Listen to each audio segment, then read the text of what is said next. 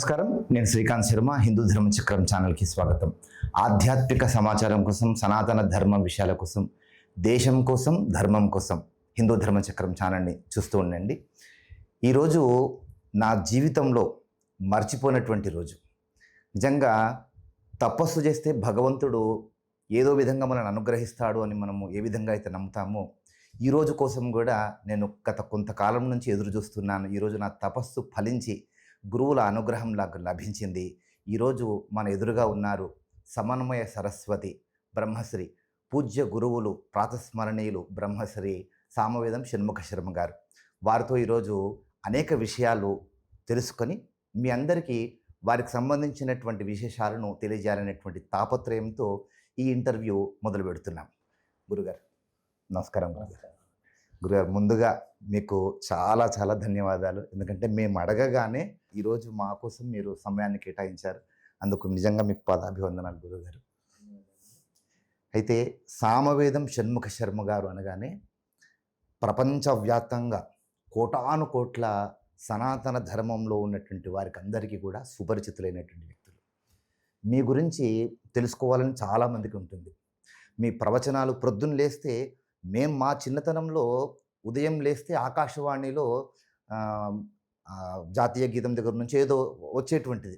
అట్లా మాకు సుప్రభాతము ఆకాశవాణిలో అలవాటు. కానీ ఇప్పటి కాలంలో అయితే ఉదయం నిద్ర లేస్తే సామవేదం వారి ప్రవచనాలు, అక్కడి నుంచి దినచర్య ప్రారంభమయ్యేటువంటి విధంగా ఇప్పటి కాలం మారింది. అట్లా మీరు అందరికీ సుపరిచితులు. మీ గురించి తెలుసుకోవాలని చాలామందికి ఉంటుంది. అందులో భాగంగా సామవేదం షణ్ముఖ శర్మ గారి గురించి, వారి జీవిత విశేషాల గురించి తెలుసుకోవాలనుకుంటే ముందుగా మీ బాల్యం, అసలు మీరు జన్మించినటువంటి ప్రాంతం ఎక్కడ, మీరు ఎక్కడ పెరిగారు అనేటువంటి విషయాలకు వస్తే మీరు ఏం చెప్తారు? ముఖ్యంగా మా పూర్వీకులందరూ విజయనగరం, శ్రీకాకుళం ఆ ప్రాంతాల్లో ఉన్నటువంటి వారు. మొదటి నుంచి ఒక పండిత వంశమే. మా ముత్తాత గారి దగ్గర నుంచి కూడా సంస్కృత ఆంధ్రాల్లో పండితులు, అలాగే కావ్యము, ఇక శాస్త్రము, వేదాంతము, వీటిల్లో పండితులు, చరిత్ర తెలిసినంత వరకు కూడా అందరినూ పండితుని తీర్చిదిద్దినటువంటి వారు కూడా ఆ పరంపర. మా నాన్నగారు కూడా సంస్కృతాంధ్ర పండితులుగా ఉన్నారు. మా నాన్నగారి దగ్గరే నేను ఈ విద్యని చిన్నప్పటి నుంచి అభ్యసించడం జరిగింది. అయితే ఆధునిక విద్య నేను చదువుకున్నాను, ఎకనామిక్స్, కానీ ఇంటి విద్యగా దీన్ని నేర్చుకున్నాను, సంస్కృతం, ఈ తెలుగు కూడా. అది కేవలం నా వ్యక్తిగతమైనటువంటి సాధన కోసం నేర్చుకున్నాను. అప్పుడు నేను ప్రవచనాలు చెప్తానని కానీ గ్రంథాలు రాస్తానని కానీ అనుకోలేదు. అయితే అలాంటి వాంగ్మయం చదవడం వల్ల సాహిత్యం మీద ఆసక్తి ఏర్పడి నేను ఎకనామిక్స్ చదువుకున్నప్పటికీ కూడా సాహిత్య రంగం వైపు ఆసక్తి ఉండడం వల్ల కొంతకాలం పత్రికా రంగంలో చేశాను. ఆ తర్వాత గేయ రచన, పద్య రచన చేతనములు కనుక కొంత సినిమా రంగంలో కూడా పాటలు రాయడం జరిగింది. ఇది మొదటి నేపథ్యం. కానీ మొదటి నుంచి నాకున్నది ఈ ఆధ్యాత్మిక వాంగ్మయం, ఇంకా చెప్పండి ధార్మిక వాంగ్మయం పట్ల ప్రీతి ఎక్కువ నాకు. మా నాన్నగారి దగ్గర నేను సంస్కృతం, తెలుగు చదువుకోవడం వల్ల సంప్రదాయ సాహిత్యాన్ని అధ్యయనం చేశాను. అటు తెలుగులోను అటు సంస్కృతంలో కూడా కావ్యాలు చదువుకోవడం కాకుండా మా నాన్నగారు మంచి వేదాంతి, అద్వైత వేదాంతి ఆయన. అందుకే అద్వైత విద్యను కూడా మాకు ఆయన మామూలు మాటల్లో చెప్తున్నట్లేనే బోధించారు. కనుక ఆ సంస్కారం బాగా పట్టుండడం చేత భగవద్ అభిముఖమైనటువంటి మనస్సు ఉండేది. భగవద్భక్తి కానీ భగవద్విషయమైన భావన కానీ ఉండేది. కనుక అది నా జీవితంగా మొత్తం అవుతుందని నేను అనుకోలేదు అప్పట్లో. అది నా వ్యక్తిగత సాధన కోసమే అధ్యయనం చేసి అనుష్ఠానం చేసుకునేవాడిని. కానీ క్రమంగా ఆశ్చర్యకరంగా ఈ ప్రవచనాల వైపు తిరగడం జరిగింది. అది నాకు ఆసక్తికరమైనటువంటి అంశం కనుక ఇందులో నాకు తృప్తి ఉందని స్థిరపడిపోయాను అప్పటి నుంచి. అయితే నేను వృత్తిగా ప్రవచనాలను ఇప్పుడు స్వీకరించలేదు. అది నా జీవిత వ్యాసంగంగా ఒక సాధనగా నేను స్వీకరించడం జరిగినది. కేవలం వృత్తిగా రచనలు చేసుకోవచ్చు, పాటలు, పత్రిక నడుపుకోవచ్చు అని అనుకునేవాడిని. కానీ ఈ రంగంలో నేను ఇది నా జీవితంగా నేను స్వీకరించాను. ఇదే నాకు వృత్తి కల్పనము చేసింది. కానీ నేను వృత్తిగా ఎప్పుడు భావించలేదు. నా సాధనగానే నేను ప్రవచనం చేస్తూ ఉన్నాను, రచనలు చేస్తూ ఉన్నాను. మీ తల్లిదండ్రుల గురించి అడిగితే, ఇప్పుడు మీ కుటుంబ నేపథ్యం గురించి అడిగితే, అమ్మా నాన్నగారు, మీ సంతానం, మీరు ఎంతమంది సంతానం, మీ విద్యాభ్యాసం అసలు ఎక్కడ ప్రారంభమైంది, ఆ విషయాలకు వస్తే ఏం చెప్తారు? మా నాన్నగారి పేరు రామ్మూర్తి శర్మ గారు, మా అమ్మగారి పేరు రమణమ్మ గారు. మునిపే చెప్పినట్లు వారు పండిత పరంపరకు చెందినటువంటి కుటుంబం. మేము మొత్తం 3 అన్నదమ్ములు, ఒక అప్ప చెల్లెలు. నేను అన్నదమ్ముల్లో మధ్యవాడిని. మధ్య ఒక అన్న, ఒక తమ్ముడు, ఒక అక్క నాకు. ఇది మా కుటుంబం. కుటుంబ నేపథ్యం. అది ఈ ప్రవచన రంగంలోకి రావడం అనేటువంటిది మీకు బీజం ఎక్కడ పడింది అసలు? బీజం చిన్నతనంలోనే. ముఖ్యంగా మా నాన్నగారు పురాణాలు చెప్పేవారు. పురాణాలు చెప్పారు, శాస్త్రాలు కూడా చెప్పేవారు ఆయన. అది మా ఊరు పర్లాకిమిడి అని శ్రీకాకుళం దాటాక వస్తుంది. అది ఒరిస్సాలకు వెళ్ళిపోతుంది. ఒరిస్సా రాష్ట్రానికి చెందినవాడిని కనుక నేను ఒరిస్సా బోర్డులోనే చదువుకున్నాను. మొత్తం యూనివర్సిటీ కూడా బెరగంపల్లి యూనివర్సిటీలో చదువుకున్నాను. కానీ మా నాన్నగారు ఉద్యోగరీత్యా సంస్కృత పండితులుగా అక్కడ ఉండేవారు. మా నాన్నగారు చెప్పేవారు ఈ పురాణాలు. నా చిన్నతనంలో విన్నాను నేను ఇక్కడ. అయితే ప్రవచనం చెప్పాలని కాదు, కానీ దానివల్ల నేను చాలా నేర్చుకున్నాను. మా నాన్నగారే నాకు ప్రధాన గురువు ఈ విద్యలో. పైగా ఋషి ఎలా ఆలోచిస్తాడు, ఋషి దర్శనం ఏమిటి, ఋషి అంటే ఏమిటి, ఇవన్నీ కూడా వారి ద్వారా నేర్చుకున్నాం కనుక ఒక ఋషి గ్రంథాన్ని ఎలా అర్థం చేసుకోవాలనే సంస్కారం వారు మాకు నేర్పారు. ఎందుకంటే ఒక పరంపరగా నేర్చుకునే విద్యకే బలం ఉంటుంది అని నా అభిప్రాయం. వారు అలా నేర్చుకున్నారు, మాకు అలా నేర్పారు. అది మాకు సంస్కారం కలిగించింది. అయితే నేను కళాశాలలో ఉన్నప్పుడే అక్కడ కొన్ని సాహిత్య సంస్థల్లో సాహిత్యం గురించి మాట్లాడేవాడిని. అది దేవులపల్లి కృష్ణశాస్త్రి గారు, విశ్వనాథ సత్యన్ గారు, శ్రీశ్రీ, అప్పటి మహాకవులు కదా వాళ్ళందరూ. అంటే నేను అది మాట్లాడే స్థితికి వచ్చేటప్పటికీ వాళ్ళందరూ పెద్దవాళ్ళు వెళ్ళిపోయారు. కొందరు ఉన్నారు, కొందరు వెళ్ళిపోయారు. కానీ వాళ్ళ వాంగ్మయం అంతా చదువుకున్నాను, ఆధునిక వాంగ్మయం. వాటి గురించి మాట్లాడాను. అలాగే అన్నమాచార్య రచనలు నాకు చాలా ప్రభావం చూపించాయి. వారి రచనలపై, త్యాగయ్యపై ఇలాగా మాట్లాడడం జరిగింది. అయితే ఆధునిక సాహిత్యం చదివాను, కానీ నాకు ప్రాచీన సంప్రదాయ సాహిత్యం మీద మక్కువ ఎక్కువ ఉండేది. పద్యం కానీ, గేయం కానీ, అలాగే విశ్వనాథ వారి గ్రంథాలు కానీ, ఇలాంటి వాటి మీద ఎక్కువ ప్రీతి. కానీ వాటి మీద మాట్లాడేవాడిని ఉత్సాహంతో. తర్వాత నేను పత్రికా రంగంలోకి వచ్చేసిన తర్వాత విజయవాడ అక్కడ ఉద్యోగం చేసేవాడిని. ఆ సమయంలో శివరామకృష్ణ క్షేత్రం ఉంది, ఇప్పటికీ ప్రసిద్ధి. అది శృంగేరి వారి ఆధ్వర్యంలో ఇప్పుడు ఉంది, అప్పటిది విడిగా ఉండేది. అక్కడ నిత్యం ప్రవచనాలు జరిగేవి. వాళ్ళ దగ్గరికి వెళ్ళి నేను సంప్రదిస్తాను, మాట్లాడమని అడిగారు. అక్కడ 2 మా ప్రవచనాలు చేసిన వెంటనే వాళ్ళు తరచూ పిలిచేవారు. అయితే ఈ ప్రవచనం చెప్పడం అనే విషయంతో నాకు అధ్యయనం బాగా జరిగింది. మన కోసం చదువుకునే తీరు ఒకలా ఉంటుంది, ఇంకొకరికి చెప్పడం కోసం చదివే తీరు ఇంకోలా ఉంటుంది. ఈ రెండో పద్ధతిలో మనతో లోతుగా వెళతాం. అందువల్ల అధ్యయనం ఇంకా లోతుగా జరుగుతుంది ఇక్కడ. నాకు అది పనికొచ్చింది. అందుకే నా ప్రవచనాలు నా కోసమే చెప్పుకుంటున్నానన్న భావం అప్పటి నుంచి కలిగింది.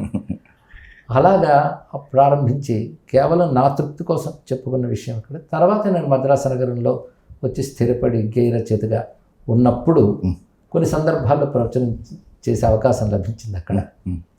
అది విన్నటువంటి కొందరు, అప్పుడప్పుడే టీవీ రంగం మొలకెత్తి వృద్ధి చెందుతున్న దశ. మొట్టమొదటి తెలుగులో ఈటీవీ, జెమినీ టీవీ ఉండేవి. 1999లో జెమినీ టీవీలో శివానంద లహరి అని ప్రతి సోమవారం వచ్చాడు. ఒక సహృదయుడు నా ప్రవచనం విని మీ చేత ఇది ప్రవచనం చేయించుకుంటానని రికార్డ్ చేసి ఇచ్చారు అక్కడ. అలా మొత్తం 52 వారాలు శివానంద లహరి. అది బహుళ ఆదరణ పొందింది.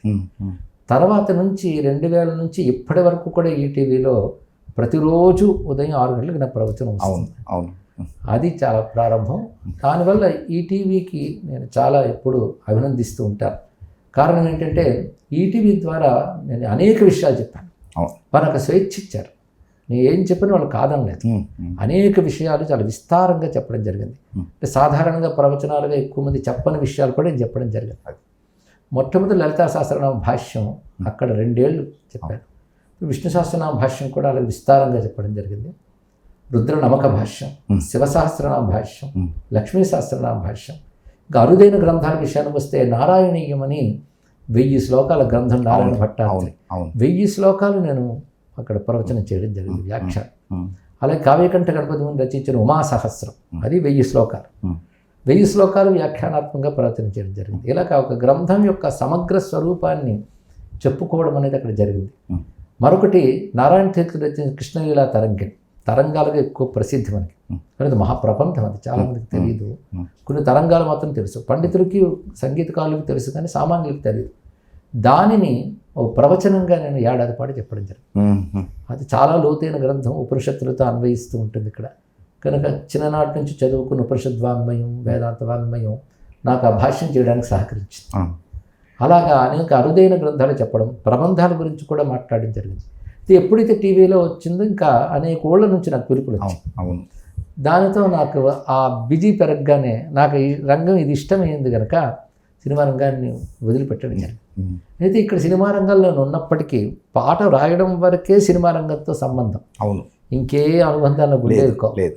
ఎందుకంటే మొదటి నుండి సంప్రదాయ జీవనం నాది. అవును, పెద్దల వల్ల అంటే అనుష్ఠానం చేసుకోవడం, దానికి ఎప్పుడు అవాంతరం రాకూడదు, సకాలంలో చేసుకోవాల్సిన అనుష్ఠానం చేసుకోవడం, అది ప్రధానంగా అధ్యయనం చేసుకోవడం. మనకు అదృష్టవశాత్తు సినిమా రంగంలో ఉన్నప్పుడు కూడా ఎక్కువ పాటలు నేను రాయలేదు, అంత బిజీగా కూడా లేదు.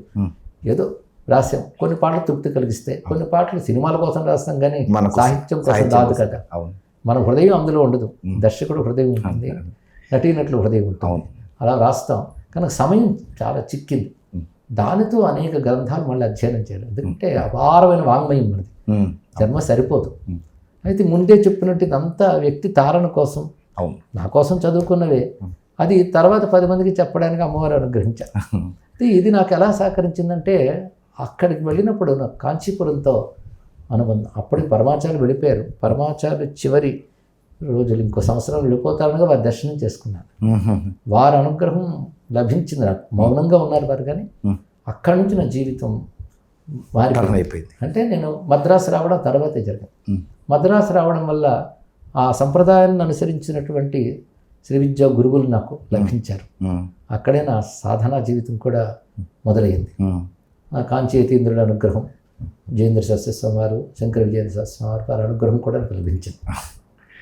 ఆ తర్వాత ఈ రంగంలో రాగానే శృంగేరి జగద్గురువుల ఆశీర్వచనాలు నా దృష్టిలో జీవన్ముక్తులు భారతీయ తీర్థ మహాస్వామి వారు, వారి అపారమైన అనుగ్రహం నాకు లభించింది. అలాగే ప్రస్తుతం విధిశేఖర భారతీ స్వామి వారు కూడా నాకు అటువంటి వాత్సల్య అనుగ్రహం కలిగినటువంటి వారే. వారి యొక్క ఆశీర్వచనాలు నడుపుస్తున్నాయి నా భావం. అలాగా ప్రవచన రంగంలో ఎప్పుడైతే ఈ విధంగా విస్తృతమైందో, అప్పుడు ఇంకా నేను సినిమా రంగం నుంచి ప్రవచన రంగంలోకి రాకముందే మన ధర్మానికి సంబంధించి ఒక తెలుగులో ఒక పత్రిక ఉంటే బాగుండని ఒక ఆలోచన, అదే ఋషిపీఠం కలిగింది నాకు. అంటే కళ్యాణ్ అని హిందీలో గీతా ప్రెస్ వాళ్ళది, అవి ప్రామాణికం. అది ఒక మఠము, ఒక ఆలయము, ఒక పీఠమో తరపు నుంచి రావట్లేదు, మొత్తం సమగ్ర సనాతన ధర్మానికి ప్రాతినిధ్యం వహిస్తాయి మన గ్రంథాలకి. నాకు గీతా ప్రెస్ వాళ్ళ గ్రంథాలన్నీ చాలా ఇష్టం. చిన్నప్పటి నుంచి వాళ్ళ హిందీ గ్రంథాలు, కళ్యాణ్ మ్యాగజైన్ బాగా చదివేవాడు. అలాంటి ఒక ప్రామాణికమైన పత్రిక ఉంటే బాగుండు అని కోరిక కలిగింది. అయితే పత్రిక పేరు రిజిస్టర్ చేయించుకుని గవర్నమెంట్కి పంపాలి. పంపినప్పుడు నాకు ఋషిపీఠం అని పేరు స్ఫురించింది. పీఠం అని మాత్రం కాదు, పీఠం అంటే ఒక దేవుడు, పూజ, పునస్కారాలు అవేమి మనకు లేవు. పీఠము లేదు, పీఠాధిపతి లేదు. నేను ఎప్పుడు చెప్పే మాట మళ్ళీ ఇప్పుడు మీ ద్వారా కూడా తెలియాలి, ఋషిపీఠం అంటే భారతదేశం అని అర్థం పేరు పెట్టాను. అంతే. ఎందుకంటే ఈ భూమి అంతా కూడా ఋషి పరంపరకు సంబంధించి. పీఠం అంటే కదలకుండా కూర్చున్న చోటే. ఋషులు కదలకుండా ఎక్కడ ఉంటారు? మన దేశమే. కనుక మనది విజ్ఞాన దేశం, మనది మన మతం కాదు. మనది ఒక అద్భుతమైన విజ్ఞానం, ఆలోచిస్తే అదే తెలుస్తుంది. ఎందుకంటే ఒకవైపు జ్యోతిర్విజ్ఞానం, మరొకవైపు ఆయుర్వేద విజ్ఞానం, మరొకవైపు యోగము, ఇంకోవైపు మంత్రము, యజ్ఞము, ఇవన్నీ విజ్ఞానాలు. వీటన్నిటి బలం, శాస్త్రాల బలం కలిగినటువంటి గొప్ప దేశం, సంస్కృతి మనది. అందుకు వీటిలో ఉన్న విజ్ఞానాన్ని ప్రజలకు అందించాలి ఇప్పటి భాషలో అని ఋషిపీఠాన్ని ఒక మిత్రుడిని కలిసి పెట్టుకున్నా. అప్పుడు ఇంకా నేను ప్రవచన రంగంలోకి రాలేదు, కానీ ఆసక్తి ఉండడంతో ప్రారంభమైంది. నేను ప్రవచన రంగంలోకి వచ్చేసాక అది 1999లోనే ప్రారంభమైంది. ఇక్కడ నేను ప్రసిద్ధి చెందిన తర్వాత ఏం చేశానంటే దాన్ని ట్రస్ట్గా మార్చడం జరిగింది. చేసి మన గ్రంథాల ద్వారా కానీ ఆడియోల ద్వారా కానీ వచ్చే రెవెన్యూ అంతా కూడాను ట్రస్ట్లోకి పంపించి చారిటీస్కి వినియోగించారు. ఎందుకంటే ఒక మాట పుల్లెల శ్రీరామచంద్ర గారు మహానుభావులు రచించింది విన్నాను, మన పుస్తకాలు ఎప్పుడు అమ్ముకోకూడదని. అంటే అమ్ముకోకూడదంటే అర్థం దానివల్ల వచ్చే ఆదాయంతో బతకకూడదని. ఈ మాట నాకు నచ్చింది. అది పరమాచార్య వారు కూడా చెప్తారు అన్నమాట. అందుకే నా గ్రంథాలు కానీ ప్రవచనాలు చెప్పగా వచ్చిన ధ్వనిముద్రికలు కానీ అంతే, వీటి ఆదాయం అంతా కూడా ధార్మిక కార్యక్రమాలకు వినియోగించాలి అని ట్రస్ట్గా ఋషిపీఠాన్ని మార్చి, పత్రిక ఎలాగో మన వ్యాపార పత్రిక కాదు కనుక నష్టాలు ఉంటాయి. ఒక నెల పత్రిక తేవడం అంటే ఎంత కష్టం. మొట్టమొదట నాతో ప్రారంభించిన మిత్రుడు ఉపదృష్టి శివప్రసాద్ చాలా కష్టపడ్డాడు. ఆర్థికంగా నేను ఇబ్బంది కాలేదు, అతను మాత్రం ఇబ్బంది పడ్డాడు. కానీ ట్రస్ట్గా మార్చిన తర్వాత ఇబ్బంది తొలగింది. ఎందుకంటే మన ప్రవచనాలు, వీటికి పుస్తకాలు, ఆడియోస్, వీటి వల్ల వచ్చిందంతా కూడా నష్టాలు భర్తీ చేయడమే కాకుండా ధార్మిక కార్యక్రమాలు కూడా వాడడంతో సంస్థ నిలబెట్టగలిగాం. అవును. ఋషిపీఠం ప్రస్థానం అలాగా అదే. ఇప్పటికీ అది జరుగుతున్నది ఇక్కడ. అందులో పుస్తక రచనలు, ఇప్పుడు ప్రవచనం తర్వాత పత్రికా నిర్వహణ, ఈ పత్రికలో పెద్దల అందరి రచనలు ఉంటాయి ఆనాడు. పైగా నేను మన ధర్మానికి చెందిన మహాపండితుల యొక్క ఆశ్రయం సాంగత్యం లభించింది. అవును. అది నా జన్మలో గొప్ప భాగ్యం. వాళ్ళ కృప, వాళ్ళ మాటల ప్రభావం మనల్ని తీర్చిదిద్దుతుంది ఎప్పుడు. అందుకే వృద్ధోపసేవనం అనేది చాలా ముఖ్యం. అలాంటి వృద్ధులు అంటే జ్ఞానవృద్ధులు.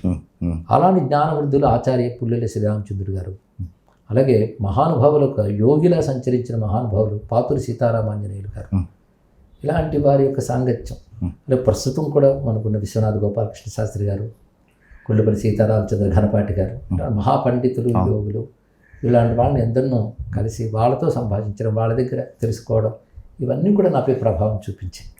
అది ఎందరెందరో మహనీయులు ఇవి కూడా. దానితో ఒక సంప్రదాయమైన దృష్టితో మన వాంగ్మయాన్ని చూడాలి, మాట్లాడాలి. ఇంత గొప్ప ధర్మం, ఇంత జ్ఞానం ఉంచుకుని కూడా మనం ఏమీ తెలియకుండా జీవిస్తున్నామని ఒక వేదన కలిగింది. అందుకే తెలియజేయాలి నేటి తరానికి అని. అందుకే ఇటు ప్రవచనం, ఇటు పత్రికా నిర్వహణ, పుస్తక రచన అని మూడు ప్రధానంగా చేసుకున్నాం ఇక్కడ. ఇది జరుగుతుంది. ఇప్పుడు మీరు ఇందాక అన్నట్టుగా ఈ ప్రవచనాలు అనేవి నా కోసం నేను మొదలుపెట్టానన్నారు. స్వయం తీర్త్వా పరాం తారయేత్ అన్నట్టుగా. అందులో భాగంగా పుట్టినటువంటిదే మీ మానస పుత్రిక అయినటువంటి ఋషిపీఠం మాసపత్రిక. ఋషిపీఠం మాసపత్రిక యొక్క లక్ష్యాలు ఏంటి అని అడిగితే ఇంకేం చెప్తారు?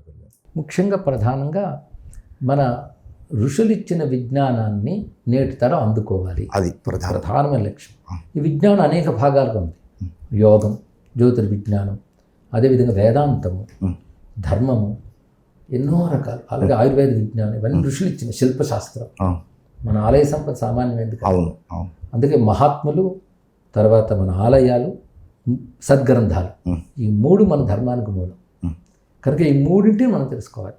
అందుకే మన క్షేత్ర సంపద, దాని వైశిష్ట్యం, వాటి చరిత్ర. ఎందుకంటే భారతదేశానికి జరిగిన పెద్ద ఇబ్బందికరమైన అంశం ఏంటంటే చరిత్ర పట్ల అన్యాయం జరిగింది. పరాయి వాళ్ళు మనం పాలించడం వల్ల మనకి చరిత్రహీనులుగా చేయాలని వాళ్ళు ప్రయత్నించారు. పైగా చరిత్ర లేకపోతే వేరే విషయం. ప్రపంచంలో ఏ దేశానికి లేనంత ఘన చరిత్ర కలిగి ఉండి కూడా విస్మృతి అనేది అక్కడ ఏర్పడింది. దానికి కారణం వాళ్ళు విధ్వంసం చేసి కొన్ని కానరానివి కూడా చేశారు. ఉన్న వాటి మీద మనకే గౌరవం లేకుండా చేశారు. పెద్ద దెబ్బ. కనుక ముందు మనకు ఆ గౌరవం కలిగించాలి. బాధాకరమైన అంశం ఏంటంటే స్వాతంత్రం సిద్ధించాక కూడా వాళ్ళ భావజాలాలే మనల్ని ఎంతవరకు పాలించాయి. అవును. మనం దేనికి పనికిరామని, మనకి విజ్ఞానం లేదని, వాళ్ళు ఇచ్చిన భిక్షేనని, ఇలాంటి వాళ్ళు మనకి బాగా వాళ్ళ చదువులతో నేర్పేసినది. స్వాతంత్రం వచ్చిన తర్వాత కూడా అదే ధోరణిలో మనం ఎప్పటివరకు వెళ్తున్నాం. అందుకే ఈ చరిత్రకి అన్యాయం జరిగిందనే బాధ బాగా కలిగి అసలైన చరిత్ర తెలియజేయాలి. ఇన్ని ఛానల్స్ రాక పూర్వమే ఇటు ప్రవచనాల్లోనూ అటు పత్రిక ద్వారా కూడా మేము చేసిన పని ఇది. దానికి సంబంధించిన గొప్ప గొప్ప రచయితల్ని ఆశ్రయించి వాళ్ళ చేత రాయించడం, ప్రామాణికమైన రచనలు అందివ్వడం, అలాగే కేవలం పుస్తకంలో ఉంటే సరిపోదు, మాటల్లో కూడా రావాలని ప్రవచనాల రూపంలో అందించడం కూడా జరుగుతూ ఉంది. ఇంతవరకు కూడా అదే చేస్తున్నాం. అందుకే ఇటు చరిత్రను విస్మరించకూడదు. రెండవది, మన ధర్మం కోసం కృషి చేస్తున్న వారిని గుర్తించి సత్కరించాలి. అది కూడా ఋషిపీఠం ఒక కర్తవ్యాల్లో ఒకటి. అందుకే అవి నిర్వహిస్తున్నాం. రెండవది, విద్యార్థుల్ని తీర్చిదిద్దడం కోసం ప్రతిభ గల విద్యార్థులకి ఆర్థిక సహాయం చేస్తున్నాం. వేద పాఠశాలలకి వీలైనంత సహకరించడం ఒకటి. వేద సభలు నిర్వహించడం, సాధారణంగా జరిగేటట్టు కాకుండా వేద స్వరూపం వింటున్న వాళ్ళకి అవగాహన కలిగి ఆ వేదశక్తి వాళ్ళకి లభించేటట్లుగా వేద సభలు నిర్వహించాం. అదొక ప్రణాళిక మన. రెండవది, గోశాలల నిర్వహణ. అంటే గోశాల అంటే మనకి గోసేవ భారతదేశంలో చాలా గొప్పది. మా దృక్పథం ఏంటంటే గోవు దైవస్వరూపం, పూజించాలి. వీటన్నిటితో పాటు గోవును రక్షించుకోవాలి, అది ప్రధాన బాధ్యత. అలాగే గోవు ద్వారా అనేక ప్రయోజనాలు ఈ దేశానికి ఉన్నాయి. గోవు యొక్క ప్రయోజనాన్ని తెలుసుకున్న దేశం ఇది. అవును. ప్రయోజనం కలిగించే గోవులు ఉన్న దేశం. అవును. అంటే ఇలాంటి గోజాతి ప్రపంచంలో ఏ దేశం లేదు. ఎందుకంటే మొత్తం పరిశీలించుతున్నాం. ఈ గోవు ప్రత్యేకత. ఇక్కడ మహర్షుల తపస్సు వల్ల దివ్యలోకాల నుంచి కామధేనువులు దిగి వచ్చాయి.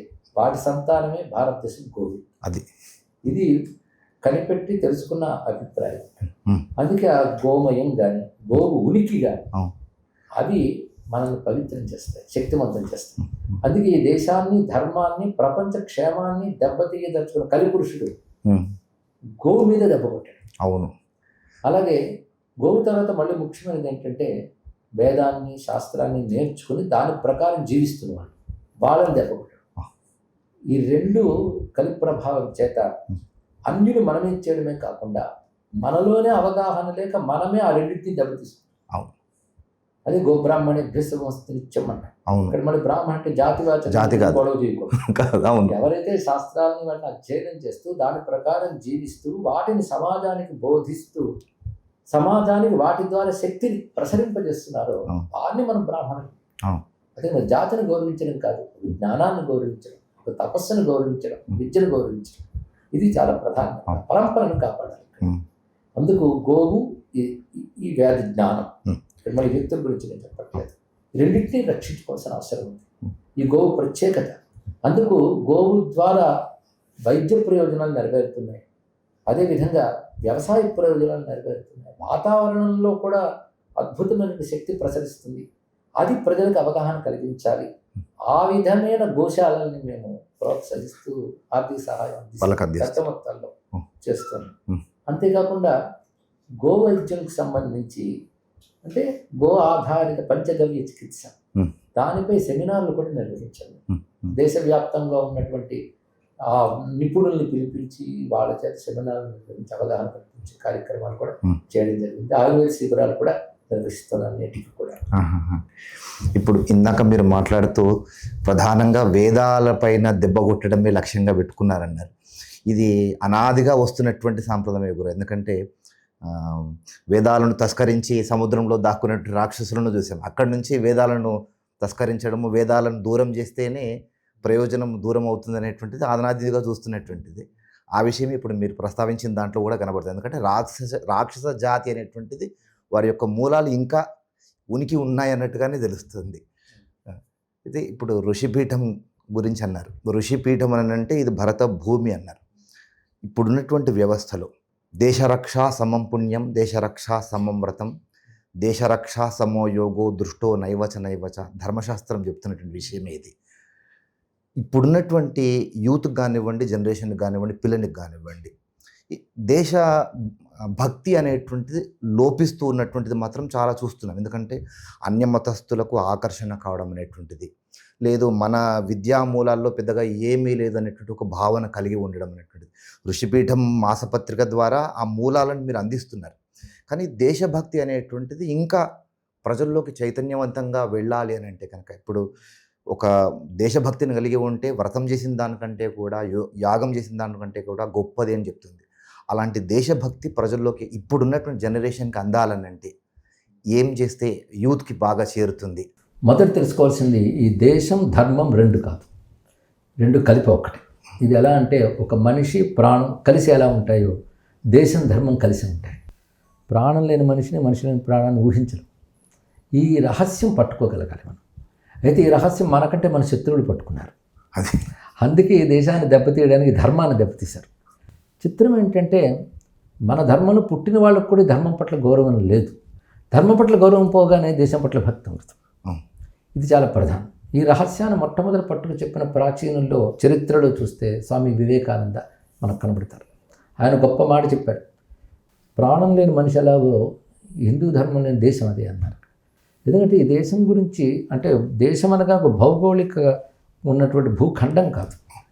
ఈ దేశం అంటే 3 వైపుల సముద్రం, ఒకవైపు పర్వతం, ఇది కాదు చెప్పుకోవాల్సింది. ఈ దేశంకున్న పరంపర. అందుకే నేను ఋషిపీఠం ప్రారంభంలో మాట అన్నాను, దేశం అంటే మట్టి కాదు, దేశం అంటే మనుషులు కాదు, దేశం అంటే సంస్కృతి.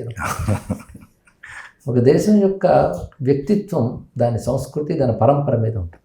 అలాంటి పరంపర ఉన్నటువంటి దేశం మనది. ఇతర దేశాలు చెప్పుకోవాలని అంత చరిత్ర లేదు. ఉన్నాయి, ప్రాచీన చరిత్ర కలిగిన దేశాలు కొన్ని ఉన్నాయి. ఆ దేశాల చరిత్రని, అక్కడున్న విశ్వాసాన్ని కూడా కాలరాశి నాశనం చేసేశారు. ఈ దేశంలో అదే ప్రయత్నం చేశారు, కానీ ఇంకా నిలబడి కనబడుతుంది ఇక్కడ. కనుక ఈ దేశం గొప్పతనం అంతా దాని యొక్క చరిత్రలో, ప్రాచీనతలో దాగి ఉంది. ఎందుకంటే గొప్ప పాలనా వ్యవస్థలు ఇక్కడ కనిపిస్తున్నాయి. గొప్ప రాజులని నేను అనట్లేదు. గొప్ప పాలనా వ్యవస్థలు ఎప్పటి నుంచి సూర్యవంశ చక్రవర్తులు అంటూ ప్రారంభించి అక్కడ సూర్యుడితో మొదలుకొని వైవస్వత మనువు అని చెప్పి అటువంటి ఇక్ష్వాకు మహర్షి అంటే రాజర్షి అక్కడి నుంచి మొదలుపెట్టుకుని ఎంతమంది ఋషులు, ఎంతమంది రాజులు. కనుక ఈ దేశంలో గొప్ప రాజులు, గొప్ప ఋషులు ఈ దేశంలో ఉన్నారు.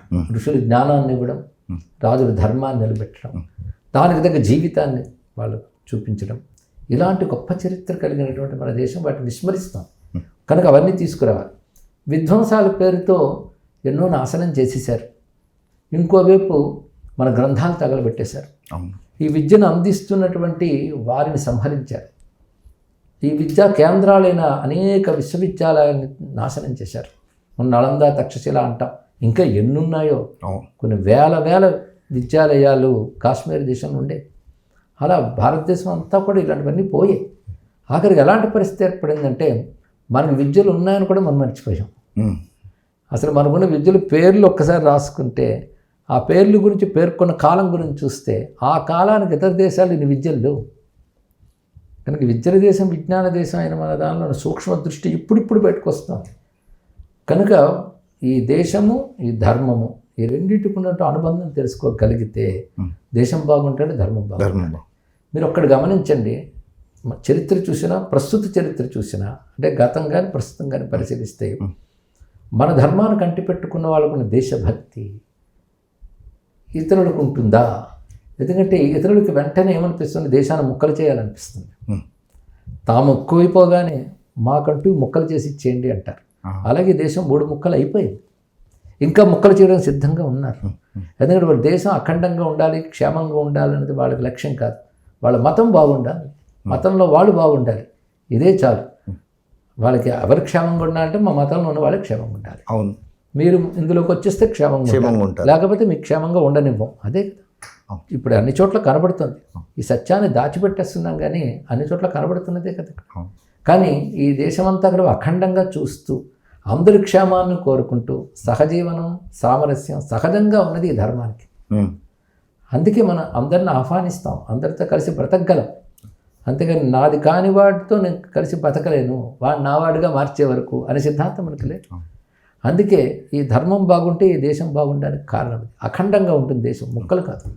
పైగా పక్కవాడిని చక్కగా ఆదరించగలిగేటువంటి సహజ స్వభావం సనాతన ధర్మంలో ఉంది.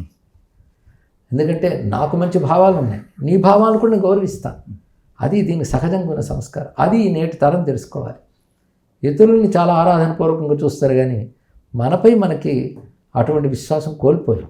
అంటే పరాయి పాలన వల్ల ఏర్పడిన న్యూనతాభావం తరతరాలుగా కొనసాగిపోతుంది. అది బాధాకరమైన అంశం. అందుకే మనం బాగా తెలుసుకోవాల్సిన దేశభక్తి అనేది చాలా అవసరం. దేశభక్తి అంటే దేశం యొక్క చరిత్ర తెలుసుకోవడం, ఔన్నత్యం తెలుసుకోవడం, ఇక్కడ వచ్చిన మహర్షులు, ఇక్కడ ఉన్నటువంటి గొప్ప గొప్ప రాజర్షులు, అంతేకాదు చరిత్రకు అందే కాలంలో ఉన్నటువంటి గొప్ప గొప్ప చక్రవర్తులు, గొప్ప రాజులు, వాళ్ళు చిన్న రాజ్యానికి రాజైన వాళ్ళ వ్యక్తిత్వంలో మహోన్నతమైన వాళ్ళు ఉన్నారు. ఒక ఛత్రపతి శివాజీ కానీ, రాణా ప్రతాప్ కానీ, ఇలాంటి వాళ్ళ చరిత్రలు ఎంతమందికి తెలుసు. మరొకటి గమనించవలసింది, ప్రపంచ చరిత్రలో ఏ దేశము స్త్రీకి ఇవ్వని గౌరవం ఈ దేశంలో ఈ దేశం ఇచ్చింది. అందుకే ఈ దేశాన్ని పాలించిన రాణులు ఉన్నారు, ఈ దేశాన్ని తీర్చిదిద్దినటువంటి గొప్ప గొప్ప రాజనీతిజ్ఞులు ఉన్నారు, పండితులు ఉన్నారు, వేదకాలంలోని ఋషికులు, బ్రహ్మవాదులు మొదలైన వారు ఉన్నారు. ఇంకా ఎక్కడైనా చూపించగలమా స్త్రీకి అంత ప్రాధాన్యం? అంత ఔన్నత్యం కలిగింది భారతదేశం. అందుకే తెలివైన వాళ్ళు, వివేకవంతులు, మూర్ఖత్వం లేనివారు, విదేశ పండితులు కూడా ఈ దేశం యొక్క సంస్కృతిని గౌరవించి అధ్యయనం చేసి తమ జీవితాలు మార్చుకున్నారు. అలాంటి ఈ దేశాన్ని, చరిత్రను కాపాడుకోకపోతే ఎలాగా? ఆ బాధే మాటల్లోనూ రాతల్లోనూ కనబడుతుంది. మీరు ఇప్పుడు దేశము, ధర్మం అని 2 విషయాల గురించి చెప్పారు. ఇప్పుడున్నటువంటి కాలంలో గురువుగారు, మన స్వధర్మీయులైనటువంటి అమ్మాయిలు ఇతర ధర్మాల వరకు ఆకర్షింపబడడం అనేటువంటిది ప్రధాన సమస్యగా ఇప్పుడు కొనసాగుతుంది గురువు. ఎందుకంటే ఒకవైపున ఇతర ధర్మాల వారి యొక్క సంతతి జనాభా పెరుగుతుంది, హిందువుల యొక్క జనాభా తగ్గిపోతుంది. ఈ మార్పిడి వాళ్ళకు ఆకర్షణ కావడం అనేటువంటిది కూడా అందులో ఒక కారణం అవుతుంది. నిందేద్యో భారతం దేశం, నిందేద్యో హైందవం మతం, దేశద్రోహి ధర్మద్రోహి దేశాన్ నిష్కాస్యతామయం అని ధర్మశాస్త్రం హెచ్చరిస్తున్నట్లుగా అట్లాంటి ప్రమాదకారులైనటువంటి వాళ్ళకే హిందూ స్త్రీలు ఎక్కువగా ఆకర్షింపబడుతున్నారు. అలాంటి అమ్మాయిలకు ప్రధానంగా మనం వాళ్ళని కాపాడుకోవాలి. ఇతర నార్యస్తు పూజ్యంతే రమంతి తత్ర దేవత అని కూడా చెప్తారు. ఇక్కడ స్త్రీలు ఆనందంగా ఉండాలని అంటే ఖచ్చితంగా మన ధర్మంలో ఉండాలి. అలాంటి వాళ్ళు ఇతరులకు ఆకర్షింపబడకుండా మన ధర్మంలో ఉండాలి అని వాళ్ళకి ఇవ్వాల్సిన మనకు మీరిచ్చే సూచన. ముఖ్యంగా తల్లిదండ్రుల్లో మార్పులు రావాలండి. ఈ తరాలను అధ్యయనం చేస్తే ఇతర మతస్థులకి వాళ్ళ మతం మీద ఉన్న గౌరవం కానీ, ప్రేమ కానీ, నమ్మకం కానీ మన మతంలో వరకు మన మతం మీద లేదు. ఇది ముందు ఒప్పుకోవాల్సింది. అవును. పైగా విముఖత్వం ఉంది. మరి చిన్నపిల్లలు చూడండి, గుడి గురించి కానీ వాడు చెప్తే చాలా విసుక్కుంటూ ఉంటారు. టీనేజర్స్ ముఖ్యంగా. ఇతర మతాలు అది కనపడదు. అంటే బాల్యం నుంచి వాళ్ళకి మతం మీద అంత గౌరవం, నమ్మకం, ప్రేమ, శ్రద్ధ కలిగించారు. మనం ఏమంటామంటే వైజ్ఞానికంగా ఆలోచిస్తున్నాం అంటారు. మరి వాళ్ళు ఆలోచిస్తున్నారు వైజ్ఞానికంగా? వాళ్ళ మతం విజ్ఞానం తెలుసుకున్న మతం అనుసరించట్లేదు. ఒకవేళ విజ్ఞానంతో చూస్తే ఆ మతాలు నిలబడం, విజ్ఞానంతో చూస్తే నిలబడగలిగే మతం మనదే. అయినప్పటికీ అదేమిటో తల్లిదండ్రులు ఇప్పటి నుంచి మీకెందుకు అని పిల్లల్ని వీళ్ళ ఇంట్లో పూజ చేసినప్పుడు దేవుడి గదిలోకి రానిచ్చి ఆ దేవతలంటే అంటే తెలియజేస్తున్నారు. అసలు రాముడి గురించి కానీ, కృష్ణుడి గురించి కానీ, మన చరిత్ర గురించి కానీ వాళ్ళు చెప్పగలుగుతున్నారా? పిల్లలకు అసలు ఏమీ తెలియకుండా చేసి కేవలం మనీ, ధనార్జనే ప్రధానమైన విద్యల కోసం చేర్చి ఇంట్లో నేర్పడం పోయింది. పిల్లల జీవితం ఎక్కువ కాలం విద్యాసంస్థలోనే జరుగుతుంది. విద్యాసంస్థలో ధర్మాన్ని చెప్పరు. పైగా మనమేమనుకుంటాం, సెక్యులర్ అనే భావం హిందువులకి మాత్రమే ఉంది ఈ దేశంలో, సెక్యులర్ దేశంలో. అంటే ఏ మతమైనా ఏం పోయింది అని. కానీ వాళ్ళకి తమ మతంపై అవగాహన లేదు సరికదా. ఇతర మతస్థులు వాళ్ళ మతం పాటిస్తుంటే ఈ ట్రూ క్రిస్టియన్, ట్రూ ముస్లిం అని వాళ్ళని వీళ్ళు ఆరాధిస్తారు. అది చాలా బాధాకరమైనది. కానీ వీళ్ళు ట్రూ హిందువుగా ఉండలేకపోతున్నారు. ఆఖరి తల్లిదండ్రులు కూడాను వాళ్ళు ప్రాక్టీసింగ్ హిందూస్ తక్కువ. మనకి మెజారిటీ హిందువులు అంటాం కానీ హిందూ మతం మీద గౌరవం ఉన్నవాళ్ళు, హిందూ మతాన్ని పాటించే వాళ్ళ సంఖ్య తక్కువ. అందుకే హిందువులు మైనారిటీలోనే అంటాం. వాళ్ళు ఎంతమంది ఉన్నా అంతమంది వాళ్ళ మతాన్ని గౌరవిస్తారు. మీరు నాస్తికులను వాళ్ళ మతాల్లో చూడలేరు, కానీ హిందువుల్లోనే నాస్తికులు ఉంటారు. మన దగ్గర హిందువుల్లోనే వామపక్షీలు ఉంటారు, వాళ్ళలో ఉండరు. అదేమిటో ఆశ్చర్యం. అంటే వాళ్ళకు ఒకటి తెలుసు, విశ్వాసం మతం దగ్గర ఉంటుంది, తర్కం విజ్ఞానం దగ్గర ఉంటుంది. రెండింటిని కలపకూడదు. మతం దగ్గర తర్కం పనిచేయదు, విశ్వాసం పనిచేస్తుంది. వాళ్ళకి అది తెలుసు. అందుకే వాళ్ళు ఎన్ని నేర్చుకున్నా దీని ప్లేస్మెంట్ దాని ప్లేస్మెంట్ తెలుసు వాళ్ళకి. మనక ఇక్కడ తర్కం చూపిస్తాం, చాలా తప్పు. అక్కడికి ప్రతి చిన్న పిల్లవాడు పెద్ద విజ్ఞాన శాస్త్రవేత్తలాగా తర్కిస్తూ ఉంటాడు. పిల్లవాడికి రీజనింగ్ అని మురిసిపోతుంటారు తల్లిదండ్రులు. కానీ మతాన్ని భక్తిగా, ప్రేమగా, నమ్మకంగా అనుష్ఠించాలి తప్ప తార్కికంగా చేసేది కాదు. అది అలవాటు చేయట్లేదు. మరి వాళ్ళ ప్రశ్నలకి సమాధానం స్పష్టంగా ఉన్నాయి, అవి చెప్పగలగాలి. మన మతంలో ఏవి గొప్ప విషయాల్లో వాటిని వాళ్ళు దూషిస్తూ అవి తప్పులుగా చూపిస్తున్నారు. ఉదాహరణ విగ్రహారాధన, అంత గొప్ప కాన్సెప్ట్. వాళ్ళు కావాలంటే మనం చెప్తాం, చెప్పారు కూడా పెద్దవాళ్ళు. అది తల్లిదండ్రులు వాళ్ళు తెలుసుకోలేకపోతున్నారు, పిల్లలకి తెలియజేయట్లేదు. కనుక ప్రతి తల్లిదండ్రుల బాధ్యత మతం మీద ప్రేమ కలిగించడం. అలా కాకుండా చదువే ప్రధానం అని చెప్పి హాస్టల్లో వాటిలో చేర్చడంతో మన వాళ్ళు మాత్రం విద్యా సంస్థల్లో, కార్పొరేట్ ఆఫీసుల్లో మత ప్రచారం చెయ్యరు, ఎప్పుడు చెయ్యరు. ఇంకోళ్ళు మతం మార్చడం అనే కాన్సెప్ట్ హిందూ మతంలో లేదు. అదే మతం మార్చే ఆలోచన విడుకుండదు. కానీ ఎంత చదువుకున్నా, ఎంత ఉన్నత హోదాల్లో ఉన్నా వాళ్ళు విద్యా సంస్థల్లో కానీ, ఉద్యోగ సంస్థల్లో కానీ, వ్యాపార సంస్థల్లో కానీ వాళ్ళు ఉద్యోగం చేసి చదువుకుంటున్నాం అని మాత్రమే కాకుండా వీలైనంత మతం మార్చాలనే ఉద్దేశంతోనే అందులో పనిచేస్తున్నారు. వాళ్ళకి ఆ పని చేయడానికి కావలసినటువంటి ధనము, నిధి ఇవ్వడానికి దేశ విదేశాలు అనేక సంస్థలు ఉన్నాయి. ఎందుకంటే వాళ్ళ మతాలకి కొన్ని పదుల దేశాలు ఉన్నాయి. హిందూ మతానికి దేశం ఏమిటి ఉందా? హిందూ దేశం అనుకున్న భారతదేశానికే హిందూ దేశం అనుకునే అవకాశం లేకుండా చేసేసారు. మనకి స్వతంత్రం వచ్చిన తర్వాత దేశాన్ని ఏర్పరిచినటువంటి వాళ్ళు. కనుక హిందువులకి దేశం లేకుండా చేశారు వాళ్ళు. కానీ హిందువుల యొక్క అనుబంధం అంతా ఈ దేశంతో ఉంది. ఒక గంగా, గోదావరి, కావేరి, ఒక వెంకటేశ్వరుడు, కాశీ విశ్వనాథుడు, కేదారేశ్వరుడు, శ్రీరంగం, ఇవన్నీ తెలిస్తే ఈ దేశంతో అనుబంధం ఉంటుంది. అదే కానీ మతం నుంచి మారిపోగానే దేశంతో అనుబంధం పోతుంది. మీరు పరిశీలించాలి. అంతేకాదు ఈ దేశంలో తాము మారిన కొత్త మతానికి చెందనటువంటి మతాలన్నీ కూడా వాళ్ళ కేంద్రాలను కూడా నాశనం కావాలన్న ఆలోచన వాళ్ళకి వస్తుంది. ఎందుకంటే వాళ్ళ సిద్ధాంతాల్లోనే తమ మతం తప్ప మరేది ఉత్తమం కాదు. వాటిని నాశనం చేయాలి. వాళ్ళకి పేర్లు ఏవో పెడతారు, కాఫీర్లని, వాళ్ళ దేవుళ్ళని సైతాలని. కనుక వాళ్ళని దూరం పెట్టాలి, వాళ్ళ నాశనం చేయాలనే సిద్ధాంతం వాళ్ళల్లో ఉన్నప్పుడు వాళ్ళ వల్ల సమగ్రత క్షేమం ఎక్కడ కాపాడబడుతుంది? సహజీవనం వాళ్ళ సిద్ధాంతం కాదు, అది మనకు సిద్ధాంతం ఉంది. అందుకే పిల్లలకి అవగాహన, చరిత్ర నేర్పాలి. చరిత్రలో ఎన్ని నాశనాలు జరిగాయి. చరిత్ర 2, గతించిన చరిత్ర, నడుస్తున్న చరిత్రలో కూడా ఎన్ని జరుగుతున్నాయి. ఉదాహరణ కేరళ స్టోరీ అని వచ్చింది. అవును, ఇవన్నీ కూడా మనం కూడా గమనించవలసింది ఏంటంటే, బ్రెయిన్ వాష్ అనే మాట ఉన్నది. మనం పిల్లలకి చెప్పకపోవడం వల్ల వాళ్ళు వక్రీకరించి మన గురించి మాట్లాడడం ఒకటి, సహజంగా దోషభూయిష్టమైన వాళ్ళ సిద్ధాంతాలని చాలా గొప్పగా మసిపూసి మారేడుకాయ చేసినట్టు చెప్పడం ఒకటి, చెప్పి ఆకర్షిస్తున్నారు. ఇక్కడ ఆకర్షణ ప్రధానం కామం వల్ల, మోహం వల్ల. రెండవది వాళ్ళు చేసే బ్రెయిన్ వాష్ వల్ల. ఈ రెండితో వెళ్ళిపోతున్నారు. దీనికి ప్రధాన కారణం మన మతం పట్ల మనకు కమిట్మెంట్ లేదు, నిబద్ధత లేదు. అందుకే ఇటీవల ఋషిపీఠం ఎడిటోరియల్స్, నేను గత 27 ఏళ్ళుగా రాస్తున్న ఎడిటోరియల్స్ కూడా వీటి విషయంలో జాగృతి చెందించడానికి అది ప్రధానంగా. అందుకే వారికున్న నిబద్ధత మనకెందుకు లేదు అని రాశాను ఈ మధ్య. ఎందుకంటే నాసిక్లోను మిగిలిన సంస్థలో జరుగుతూ చూస్తూ ఉంటే కేవలం వాళ్ళ మత ప్రచారానికి ఎలా వాడుకుంటున్నారంటే, అధికారాన్ని వాడుకుని తమ కింద పనిచేసే వాళ్ళని బెదిరించి కూడా వాళ్ళు మార్చే ప్రయత్నం చేస్తున్నారు. బాధాకరమైన విషయం ఏంటంటే, మన హిందువుల్లో అమ్మాయిలు అటువైపు ఆకర్షితులైపోతారు. అదే ప్రధానం. ఇది బాధాకరమైన అంశం. అదే వారి వైపు మనం గమనించినట్లయితే వారు అక్కడ స్త్రీకి స్వాతంత్రత ఉండదు. అవును. అయినప్పటికీ వాళ్ళకి ఎందుకు అంత గౌరవం ఉంటుంది వాళ్ళ మతం మీద?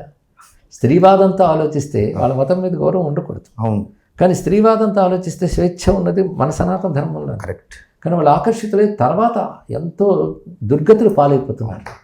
అవి చూపించాలి. ఈ మధ్య మీరు చూస్తుంటారు, కేరళ స్టోరీ లాంటి మంచి ప్రయోజనకరమైన చిత్రాలు వచ్చాయి. బెంగాల్ ఫైల్స్, కాశ్మీర్ ఫైల్స్, ఇవి చూపించాలి. మన చరిత్ర అవి చూపించాలి. ఎన్ని అన్యాయాలు చేశారు, ఎన్ని కోట్ల మంది నూచకోతలు కోశారు, నిర్దాక్షిణ్యంగా స్త్రీలని చెరబెట్టారు, తర్వాత పిల్లల్ని దారుణంగా చంపివేశారు, అనేక మంది తలలు నరికారు, అనేక గ్రంథాలను ధ్వంసం చేసి పెట్టారు, ఆలయాలను నాశనం చేశారు.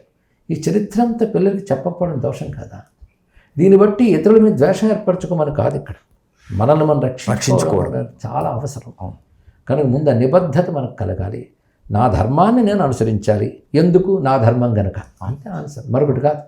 అంతేగాని నేను తక్కిస్తాను, చూస్తాను కదా. మా అమ్మని నేను ప్రేమిస్తాను, ఎందుకు? మా అమ్మ గనక. అంతే. అందుకని మా అమ్మ బాగా చదువుకుంది, తెలివైనది అని కాదు, మా అమ్మ కనుక. మా అమ్మ అనేది సమాధానం, నా ధర్మం అనేది సమాధానం. అది చాలా అవసరం. అనుష్ఠానం విషయంకి వస్తే, మీరు ఒక సందర్భంలో మీ గురువుగారు శివానందమూర్తి గారితో మీ ఆవేదన వ్యక్తం చేశారని అది నేను చూశాను. అప్పటికే సినిమా రచనలో ఉన్నారు. అప్పుడు ఆవేదన వ్యక్తం చేశారు. ఇటు బిజీగా ఉన్నాను, అనుష్ఠానం చేసుకోలేకపోతున్నాననేటువంటి ఆవేదన వ్యక్తం చేశారు. అనుష్ఠానం యొక్క ప్రయోజనం ఏంటి? ఇప్పుడున్నటువంటి సనాతన ధర్మంలో ఉన్నటువంటి వాళ్ళు ఏ విధమైనటువంటి అనుష్ఠానం అనుసరించాలి? దానివల్ల వారు పొందేటువంటి ప్రయోజనాలు ఏంటి? అనుష్ఠానం అనేటువంటిది రోజుకు 1 గంట 2 గంటలు చేసేసి తర్వాత ఉండడం కాదండి. మన అనుష్ఠానం ద్వారా ఏ సంస్కారాన్ని, అనుష్ఠాన సమయంలో ఏ దివ్యభావాన్ని పొంది ఉంచామో అది మిగిలిన రోజులు ప్రతి క్షణం చూపించుకోగలగాలి. ఇది చాలా అవసరం. అదే అనుష్ఠానం. అనుష్ఠానం అంటే మనం అధ్యయనం చేసింది, తెలుసుకున్నది ఆచరణలో పెట్టడం అనుష్ఠానం. ఇది ప్రధానం. ఇది అనేక విధాలు ఉంటుంది. జపం ఒక అనుష్ఠానం, తపస్సు ఒక అనుష్ఠానం. ఒక సమయానికి ఏం చేయాలి అని పెద్దవాళ్ళు మనకు ఒక దైనందిన సరళి ఏర్పాటు చేశారు. అది మనం వీలైనంత పాటించాలి. వాళ్ళ వృత్తులు వాటి రీత్యా ప్రతి వారికి పాటించాలని అనుకోవాలి, కానీ పాటించే అవకాశం ఉంటుంది. నాకు టైం లేదన్న అబద్ధం, నాకు చెయ్యాలని లేదనేది సత్యం. అందుకే వాడు చెయ్యాలనుకుంటే చేయడానికి వాడుకున్న సమయాన్ని అలాగా చక్కగా ఏర్పాటు చేసుకోవాలి. ఎందుకంటే నేను నా చిన్నతనంలో లేదా నా యవ్వనాల కాలంలో కూడాను పెద్ద పెద్ద ఐపీఎస్ని చూశాను, ఐఏఎస్ని చూశాను. బట్ బాగా busy, very sincere and honest. అలాంటి వాళ్ళు ప్రాతకాలం ఇంట్లో వాడు సంధ్యావందనం దేవతార్చన చేసుకునేవారు. అలా ఏ వర్ణం వారికైనా వారి వర్ణానికి తగ్గ అనుష్ఠానం ఉంది. భగవద్ధ్యానం, పవిత్రంగా జీవించడం, వ్యసనాలకు లోను కాకపోవడం, ఇవే అనుష్ఠానంలో ప్రధానమైనటువంటిది. వ్యసనాలకు లోను కాకూడదు, అది ప్రధానం. దైవ చింతన 23 గంటలు ఈశ్వర చింతన చేయడానికి ప్రాక్టీస్ 1 గంట చేయాలి, అదే అనుష్ఠానం. ఆ ఈశ్వర స్పృహ ఎప్పుడు జీవితంలో ఉండాలి. ఇక్కడ ఏ పని చేస్తున్నా ఈశ్వర స్పృహ ఉండాలి. అది అలవాటు చేయడానికి అనుష్ఠానం అనేది పనికొస్తుంది ఇక్కడ. అందుకు మనకి సత్యం, అహింస లాంటి గుణాలను పాటించే కూడా అనుష్ఠానమే. ఇది చాలా ప్రధానం. అయితే ఒక జపం కానీ ఒక ధ్యానం కానీ చాలా ప్రధానమైనది. అదేం చేస్తుందంటే మనలోనే దివ్యత్వం ఉంది, దాన్ని జాగృతిపరుస్తుంది. అది కానీ లేకపోతే మనలో దివ్యత్వాన్ని మనమే మర్చిపోతాం, దాన్ని కప్పు పట్టుకుంటుంది ఇక్కడ. అందుకే అనుష్ఠానం చాలా అవసరం. అధ్యయన, అనుష్ఠానం ఈ రెండింటికి నేను ఎక్కువ ప్రాధాన్యం ఇస్తాను. ఆ తర్వాతే రచన కానీ, ప్రవచనం కానీ, లోక వ్యవహారం కానీ. ఎందుకంటే కొన్నాళ్ళకి లోకానికి మనం ఉండం, మనకి లోకం ఉండదు. కానీ జీవుడికి వాడికి ఆత్మ వాడికి ప్రధానం. కనుక ఆత్మోద్ధరణ కోసమే ఈ జీవితం వచ్చింది. తన్ని తాను తరింపజేసుకుంటూ ప్రజలకు మనం చేయగలిగింది చేయాలి. ఎందుకంటే మనం లోకాన్ని తరింపజేయలేం. లోకాన్ని తరింపజేసేవాడు, లోకాన్ని ఉద్ధరించేవాడు ఈశ్వరుడే. కొంతమంది మీరు ధర్మాన్ని ఉద్ధరణ చేస్తున్నారు, ధర్మం కోసం అంకితమైపోయారని. ఈ రెండు అబద్ధమే. నేను ఉద్ధరణ చేయడం లేదు, అంకితము చేయట్లేదు. నా ఉనికిని నేను సార్థకం చేసుకోను. ఇక్కడ ఎవరిని మనం తరింపజేయాలో, ఎవరిని ఉద్ధరింపజేయాలో. ఎందుకంటే ప్రతి వాళ్ళు భగవంతుడు ఉన్నాడు. వాడి ఆత్మే వాడిని ఉద్ధరిస్తుంది. భగవంతుడు అందరినీ ఉద్ధరిస్తాడు. అది నమ్మకం కలిగింది. అందుకే ఎక్కువ ప్రాధాన్యం అధ్యయన అనుష్ఠానాలకే ఇవ్వాలి మనం. తర్వాత ఈశ్వర ప్రేరణతో మనం చేయగలిగినటువంటి ధర్మ వ్యాప్తి చేయాలి. నేనే కాదు, ప్రవచనకర్తలే కాదు, ప్రతి వారు కూడా వారి మేరకు వారు ధర్మం తెలుసుకోవాలి, తెలుసుకున్న ధర్మాన్ని పాటించాలి, మూడవది ఇంకొకరికి అందించాలి. మూడు చాలా కరెక్ట్. ఇప్పుడు ఉన్నటువంటి కాలంలో శైవము వైష్ణవం అనేటువంటిది భేదం మళ్ళీ పుంజుకుంటుంది. వెనకటికి నిజంగా జరిగిందా లేదా అనేటువంటిది ఎంతవరకు నిజమో తెలియదు, కానీ ఇప్పుడైతే అది సోషల్ మీడియాలో ఎక్కువగా కనబడుతుంది. అందులో అద్వైత సాంప్రదాయంలో ఉండేటువంటి వారిని ఒక మాట అంటున్నారు, అద్వైతం వారికి ఒక ఆలయం లేదు, ఒక ఆగమం లేదు అంటున్నారు. ఏంటి అసలు నిజమేనా? అద్వైతానికి ఆలయం, ఆగమం ఉండదు. అన్ని ఆలయాలని, అన్ని ఆగమాలని గౌరవించడం అద్వైతం. ఇది చాలా ప్రధానమైన అంశం. అద్వైతం అంటే జ్ఞానం. ఆ జ్ఞానం యొక్క వెలుగులో అన్నీ చూస్తారు, దేన్ని నిరసించరు. అందుకే అద్వైతికి ఎవరితోనూ విరోధం లేదు అంటారు ఆదిశంకర భగవత్పాదులు. అన్నిటినీ కలిపి చూడగలిగే ఒక అద్భుతమైన సంస్కారం అద్వైతం ఇస్తుంది ఇక్కడ. అందుకే అద్వైతానికి ఒక ఆగమం అక్కర్లేదు, ఒక ఆలయం అక్కర్లేదు. అన్ని ఆగమాల్లో మూల సూత్రం పట్టుకోగలిగితే అద్వైతం. అప్పుడు దానికంటే ఆగమం ఎందుకు? అన్ని ఆగమాన్ని గౌరవిస్తాం, ఇది తెలుసుకోవాలి. ఇప్పుడు నేను మాట్లాడుతున్నప్పుడు నేను అద్వైతిని కాను, ద్వైతిని కాను, విశిష్టాద్వైతిని కాను, ఉన్నమాట చెప్పాను. శైవుడిని కాను, వైష్ణవుని కాను, నేను హిందువుని. అంతే. ఇది ప్రధానమైన, ఇది నా హృదయం అర్థం చేసుకోవాల్సింది. కానీ బాధాకరమైన అంశం ఏంటంటే ఇక్కడ శైవ మతంలో ఉన్నప్పుడు శివ సంబంధం, శివపారమ్యం చెప్పే గ్రంథాలు చాలా ఉన్నాయి. వైష్ణవంలో విష్ణుపారమ్యం చెప్పే గ్రంథాలన్నీ ఉన్నాయి ఇక్కడ. ఈ గ్రంథాలన్నీ నిజానికి ఒక వ్యాసుడే రచించాడు. అవును. ఆయనకి వీటి మీద భేదం ఉంటుంటే అలా రెండు రాస్తాడా? అంటే ఆ భక్తులకి ఆ రూపముగా పరమాత్మను ఉపాసిస్తున్నారు, ఈ భక్తులు ఈ రూపముగా పరమాత్మను ఉపాసిస్తున్నారు. పరమాత్మ ఒక్కడే. ఇది వేదం యొక్క సిద్ధాంతం. ఇది అద్వైతమా ద్వైతమా కాదు, ఇక్కడ వేదం యొక్క సిద్ధాంతం. ఇదే పురాణాలు కూడా అనుసరించాయి. నేను ఇంచుమించు గురువుల దైవాల పురాణాలని అధ్యయనం చేశాను. వారి శిక్షణలో చేస్తే నాకు తెలిసింది ఏంటంటే ఏ పురాణంలో కూడా ఇతర దేవతల్ని కించపరచలేదు. అయితే విష్ణు భక్తులకు విష్ణువు యందు భక్తి కలగడం కోసం విష్ణు పురాణాలు ఉన్నాయి, శివభక్తులకు శివ యందు భక్తి కలిగించిన శివ పురాణాలు ఉన్నాయి. ఆ చెప్పినప్పుడు ఒకరిని ప్రధానంగా చూపిస్తారు. ఎవరికి పెళ్ళైతే వాడి పెళ్ళి కొడుకున్నట్టుగా అక్కడ ప్రాధాన్యం. ఎక్కడ అంటే ఉపాసిస్తున్నది ఒకే పరమాత్మని, అతన్ని కొందరు శివుడని, కొందరు విష్ణువని ఉపాసన చేస్తారు. కానీ బాధాకరమైన అంశం ఏంటంటే భేదం చూపించద్దు అన్నందుకు శత్రుత్వం కల్పించుకుంటున్నారు. పోనీ విష్ణువు తక్కువ శివుడు ఎక్కువ అంటే శత్రుత్వం కల్పించుకుంటే అర్థం ఉంది. కానీ అది కాదయ్యా, విష్ణువు శివుడు ఒకే పరమాత్మ. చిత్రం ఏంటంటే మన విష్ణువు గురించి చెప్తున్నప్పుడు శివుడు విష్ణువుని నమస్కరించాడు, గౌరవించాడు అని అంశాలు ఉంటాయి, అది చెప్తాం. అలాగే శివపురాణం చెప్పినప్పుడు విష్ణువు శివుడిని నమస్కరించాడు. అలా అమ్మవారి గురించి చెప్పినప్పుడు విష్ణువు శివుడు అందరూ అమ్మవారిని ఆరాధించారు. అక్కడ చెప్పిన అదే చెప్తాం. ఎందుకంటే మనకెందుకు భేదం అనిపించదు అన్ని ఏది చదివినా. ఉదాహరణ శ్యామలా దండకంలో కృష్ణేన సంపూజ్యసే అని కాళిదాసు రాశాడు. కృష్ణుడి చేత పూజ పడుతున్నావమ్మా అని. అది అలాగే అర్థం చెప్తాను, చెప్తున్న శ్యామలా దండకం కనుక. అవును. అంతేగాని అక్కడ కృష్ణుని కించపరిచేమని అర్థం కాదుగా. కానీ తెలియక వాళ్ళు కించపరిచేం అనుకుంటున్నారు. అనుకోవడమే కాదు, ఎంత ద్వేషం ఏర్పరచుకుంటున్నారంటే భేదం వద్దని చెప్పినందుకు శత్రుత్వం కల్పించుకొని ఏ విషయం చెప్పామో ఆ విషయానికి సమాధానం చెప్పకుండా వ్యక్తిగత నిందలకు కూడా దిగిపోవడం చూస్తూ ఉంటే ఒక కూడని అనారోగ్య వాతావరణం ఆధ్యాత్మిక రంగంలో ఏర్పడిందే అని విఘ్నులు కనిపిస్తుంది. ఎందుకంటే మా వంటి వారికి శైవమైన, వైష్ణవమైన, శాక్తేయమైన, గాణపత్యమైన, సౌరమైన అన్నిటి మీద గౌరవమే. ఎందుకంటే వాటన్నిటి ప్రాధాన్యాలు చెప్తున్నాం. విష్ణు విద్య అనే పేరుతో గ్రంథం రచించడం కాకుండా విష్ణుతత్వంపై లోతుగా ప్రవచనాలు చేస్తాం. చెప్పినప్పుడు విష్ణు భక్తితోనే చేస్తాం. ఇది చెప్పాలని కాదు ఇక్కడ. ఎందుకంటే పట్టుకుట్టు కోసం ప్రవచనాల మార్గం ఎంచుకోలేదు ఎప్పుడు కూడా. భక్తితోనే భాగవతం లోతులకి వెళ్ళి భాష్యాలు చదివి చెప్పుకున్నాం. చెప్పినప్పుడు కృష్ణుడే పరదైవం అని చెప్పాం, రామాయణం చెప్పిన రాముడే పరదైవం అని చెప్పాం. అంటే పరదైవం ఒకటే. ఇది మొత్తం సనాతన ధర్మాన్ని కలుపుతుంది. దీనికి అద్వైత అక్కర్లేదు, ద్వైతి అక్కర్లేదు. ఒక సంస్కారం ఒకటి ఉండి ధర్మాన్ని సమగ్రంగా చూడగలిగే ఒక్క లక్షణం ఉంటే చాలు. నేను అనేక మార్లు చెప్తుంటాను, మనం శైవం వేరు వైష్ణవం వేరు అనుకుంటాం, కానీ అన్ని మతస్థులు రెండింటిని ఒకటిగా చూస్తారు. అందుకే వాళ్ళు నాశనం చేయడానికి ఇద్దరిని కలిపే నాశనం చేశారు. ఇప్పుడు వైష్ణవాలయాలు ధ్వంసం చేశారు, శైవాలయాలు ధ్వంసం చేశారు.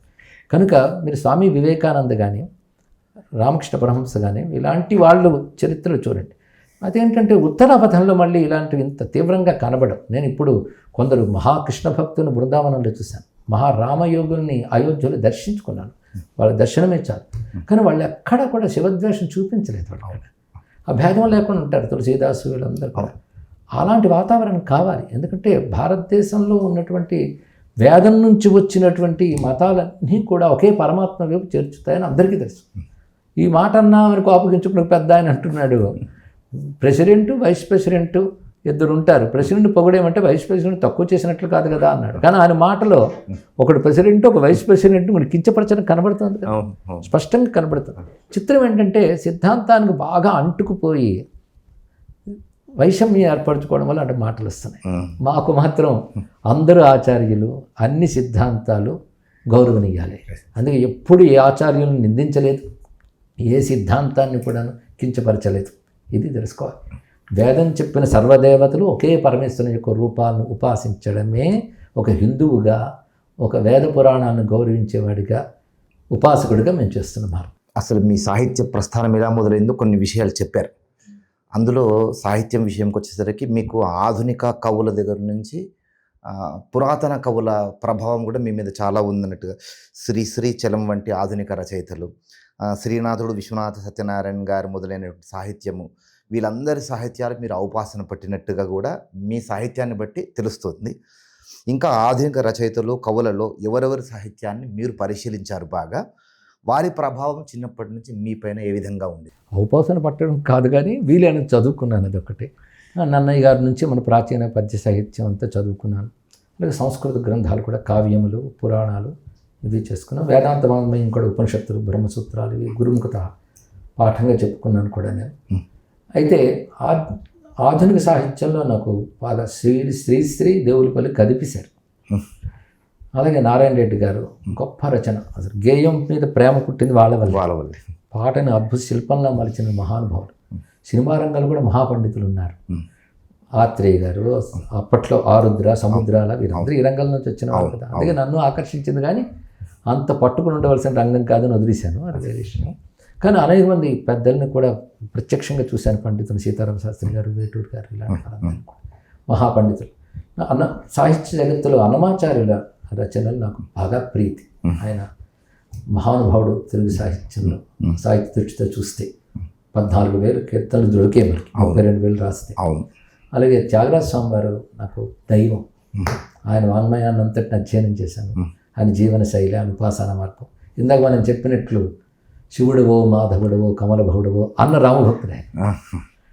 అందుకే తవ పాదభక్తిని దేహి దీనబంధో దరహాసవదన త్యాగరాజనుత దేవాదిదేవ సదాశివాని శివుడిపై కీర్తన రాశారు.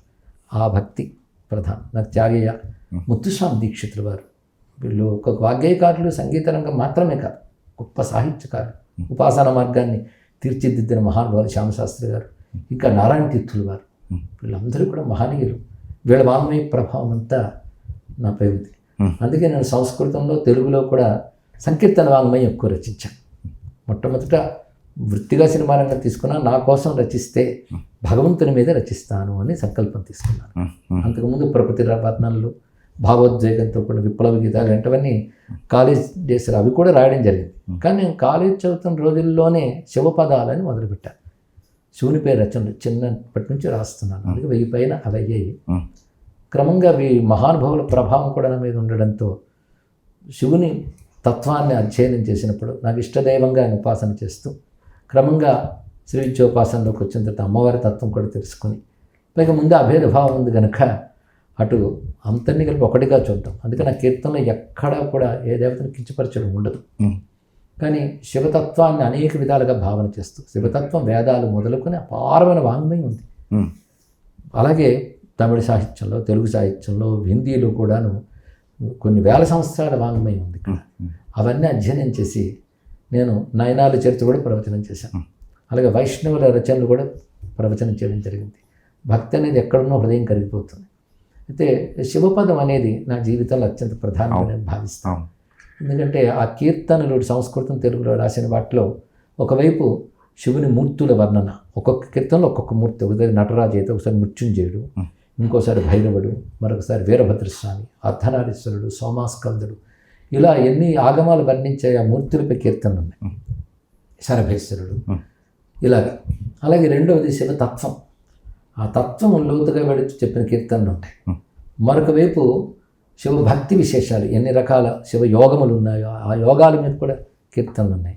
ఇక తత్వ విచారణ, జీవుడి వేదన, వాడికి సంబంధించిన కీర్తనలు, ఇలా విస్తారంగా విభజిస్తే అనేక అంశం. రెండవది పద్యవాంగ్మయంలో నేను రామచంద్రమూర్తిపై రామచంద్ర ప్రభు అనే పేరుతో రామభక్తిని చెప్తూ ఒక గ్రంథం రాశాను. అలాగే నాకు కృష్ణుడు అంటే అపారమైన ప్రీతి. బృందావన క్షేత్రానికి అనేక పర్యాయాలు వెళ్ళి అక్కడ కృష్ణుని ఆరాధించుకుంటూ భాగవతాన్ని అనేక కోణాల్లో ప్రవచనం చేసుకున్నాను అక్కడ.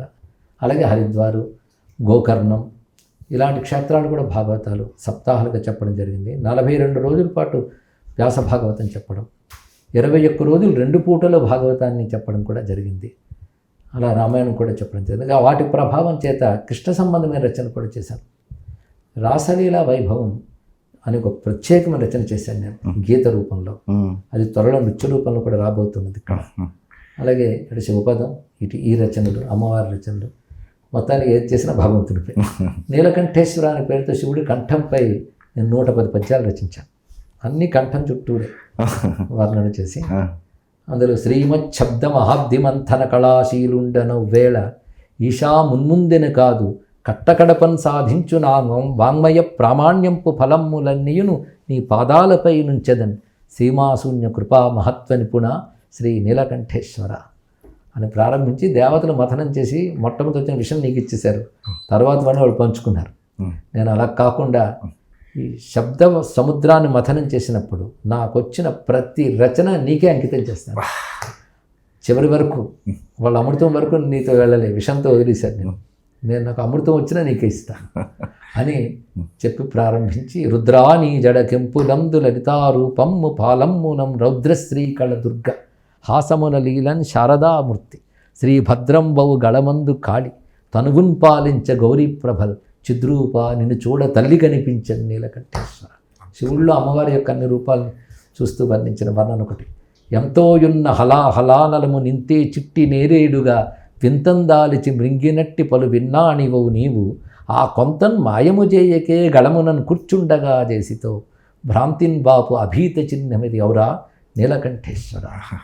ఎంతో ఉన్న విషయాన్ని ఇంత చేసేసావు, ఆ ఇంత చేసిన వాడు అసలు కనబడకుండా చేయొచ్చు కదా, మళ్ళీ కంఠంలో పెట్టుకు చూపించడం ఎందుకు అంటే మాకు అభయం ఇస్తున్నావు చేత్తోనే కాకుండా కంఠంతో కూడా అని ఇలాగా భావన చేస్తూ నీలకంఠేశ్వర అనే శతకరచన కూడా చేయడం జరిగింది.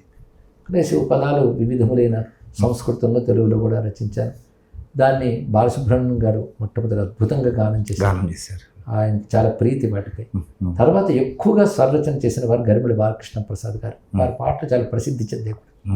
తర్వాత మల్లాది సూరిబాబు గారు స్వరరచన చేశారు, వాళ్ళ తనయులతో కలిసి పాడారు. అవి కూడా అనేకం ఉన్నాయి. కాశీ సంకీర్తనం అని కాశీ క్షేత్రంపై నేను సంస్కృతంలో రచన చేశాను, వాళ్ళే గానం చేశారు. వాళ్ళవే సుమారు 3-4 సంపుటులు వచ్చాయి. ఇంకా అనేక మంది పెద్దలు వీటిని స్వరరచన చేసి వ్యాపింపజేశారు. శివపదాలు వస్తూనే ఉన్నాయి. ఇప్పటికీ ఋషిపీఠం తరపున వచ్చే శివపదాలు 41 ధ్వనిముద్రికం అంటే అర్థం 450 పైన పాటలు. ఋషిపీఠం పెట్టకముందు ఇతర ఆడియో సంస్థలు నా శివపదాలు చేశాయి. అవన్నీ కలిపితే దాదాపు 500 పాటలు స్వరరచన చేయబడి బయటకు వచ్చాయి. ఇంకా వ్యాఖ్యానంతో వచ్చినవి కూడా 500 దాకా పుస్తకాలకు వచ్చాయి. ఇంకా రావాలి. అంటే రచనలు ఉన్నాయి, వాటి వ్యాఖ్య రాయాలి. అయితే జీవితంలో రాస్తూనే ఉన్నాను ఇంకా శివపదాలు స్వామి అనుగ్రహం చేత. నా హృదయం అంతా శివపదాల్లో ఉంటుంది కనుక దానికి ప్రత్యేకమైన ప్రీతి ఉంటుంది. ఇంకా కొన్ని మీ రచనలు ఏషధర్మ సనాతన, శివరహస్యం, లలితా విద్య, ఇట్లా చాలా గ్రంథాలు మీరు రాసిన లెక్కలేనన్ని ఉన్నాయి. మీరు ఇప్పుడు నేను అడిగే ప్రశ్న ఇంతకుముందు జవాబు వచ్చినట్టే అనుకుంటున్నాను. ఇందులో మీకు ముఖ్యంగా ఏషధర్మ సనాతన చాలా ముఖ్యమైన గ్రంథంగా నేను భావన చేస్తాను. కారణం ఏంటంటే మన సనాతన ధర్మం యొక్క స్వరూపాన్ని చిన్న చిన్న వ్యాసాల రూపంలో రాయడం జరిగింది. అవును, అది ఆచార్య పుల్లేరు శ్రీరామచంద్ర గారు చదివి చాలా ఆనందించి ఇది హిందూ మతానికి ఒక కోర్సుగా పెడితే బాగుంటుందని పెద్దవారితో అన్నారని విన్నాను నేను. అలాగే దాని మంచి ముందు మాటలు రాసిన వారు సద్గురు శివానందమూర్తి గారు కూడా రాశారు. అది చాలా మన ధర్మం గురించి నేటి తరానికి చెప్పడం కోసం పనికొచ్చేది. మన దేవీ దేవతలు అంటే ఏమిటి, మన పండుగలు ఏమిటి, మనలో వ్యక్తిత్వ వికాసం కోసం చెప్పిన ఋషుల మాటలు ఏమిటి, అదేవిధంగా తత్వ విచారం, ఇన్ని భాగాలుగా చేస్తూ ఆ పుస్తకం చిన్న చిన్న వ్యాసాలతో నేటి చదువరిని దృష్టిలో పెట్టుకుని రాసింది. అయితే నేను తెలుగులో రాసిన తర్వాత ఇంగ్లీషు తెలుగు తెలిసిన వాళ్ళు, తమిళం తెలుగు తెలిసిన వాళ్ళు, కన్నడ తెలుగు తెలిసిన వాళ్ళు చదివి కొందరు కన్నడంలో అనువదించారు, కొందరు తమిళంలో అనువదించారు, కొందరు ఇంగ్లీష్లో అనువాదం చేశారు, పుస్తకాలకు వచ్చి కొన్ని హిందీ పత్రికల్లో ప్రచురింపబడ్డాయి. అయితే ఇప్పుడు కన్నడ, తమిళ, ఇంగ్లీష్ 3 కూడా వస్తున్నాయి. ఈ పుస్తకం చాలా నేను ఆనందిస్తున్నా, చాలా అవసరమైన గ్రంథంగా నేను భావిస్తున్నాను. అలా అక్షరాలు రహస్యాలు పుస్తకం రాశాను. మనకున్న 50 అక్షరాలు ఎంత సైంటిఫిక్ స్ట్రక్చర్తో ఏర్పడ్డాయి. దాంట్లో యోగం ఉంది, తత్వం ఉంది, విశ్వవిజ్ఞాన రహస్యం ఉంది. దానిపై నేను ఒక 5 రోజులు ప్రవచనం చేశాను. ఆ ప్రవచనాన్ని పుస్తక రూపంలో తీసుకొచ్చాను. అలా మరొకటి నాకు తృప్తికరమైన నామయోగం. అంటే ఈ ధ్యాన యోగం, కర్మయోగం, ఈ యోగం, ఆ యోగం అంటారు. నామయోగంతో మనం తరించవచ్చు, అంత మంచి విషయం. దాన్ని చాలా అల్పంగా తీసిపారేస్తున్నారు చాలామంది. కానీ సులభంగా తరించే గొప్ప మార్గం నామయోగం. ఎలాగ నామయోగం అవుతుందో పుస్తకం రాశాను. అదొక నాకు ఆ గ్రంథం పేరు నామయోగం. దాని పేరే నామయోగం. పదం కాయిన్ చేసాము. ధర్మయోగం, జ్ఞానయోగం, కర్మయోగం అంటాం. నామయోగం. రెండవది మరొకటి ఆప్తవాక్యాలు. ఒకటి వేదాల్లోని పురాణాల్లో ఒక్క వాక్యం తీసుకుని అది మన ఇప్పటి జీవితానికి ఎలా అన్వయించుకోవచ్చో చెప్తూ ఒక 184 వాక్యాలు వ్యాఖ్యతో పుస్తకంగా తీసుకురావడం జరిగింది. ఇలాంటివి ఎన్నెన్నో తీసుకొచ్చు. అలాగే 126,000 శ్లోకాలతో ఒక గ్రంథం ఉంది, శివరహస్యం అనే పేరుతో. అది శివ విజ్ఞాన సర్వస్వం అని చెప్పచ్చు. రమణుల వారు చెప్పే రుభుగీత కూడా అందులో ఒక భాగం, అది ఒక అంశం. అది ఇక్కడ అయితే అది తంజావూరు గ్రంథాలయంలో కేవలం దేవనాగరిలో మాత్రమే ఉంది. ఒక రుభుగీత మాత్రమే రమణులు మెచ్చారు కనుక తెలుగు మొదలైన భాషల్లో వచ్చాయి. కానీ శివరహస్యం ఎవరికి తెలియని గ్రంథం. నేను మొత్తం ఆ 126,000 శ్లోకాలు చదివి దేవుడి దయ వల్ల ప్రవచనం చేశాను 42 రోజులు. దాన్ని మళ్ళీ పుస్తకంగా శివరహస్యాన్ని మళ్ళీ సంస్కరణ చేసి రాయడం జరిగింది.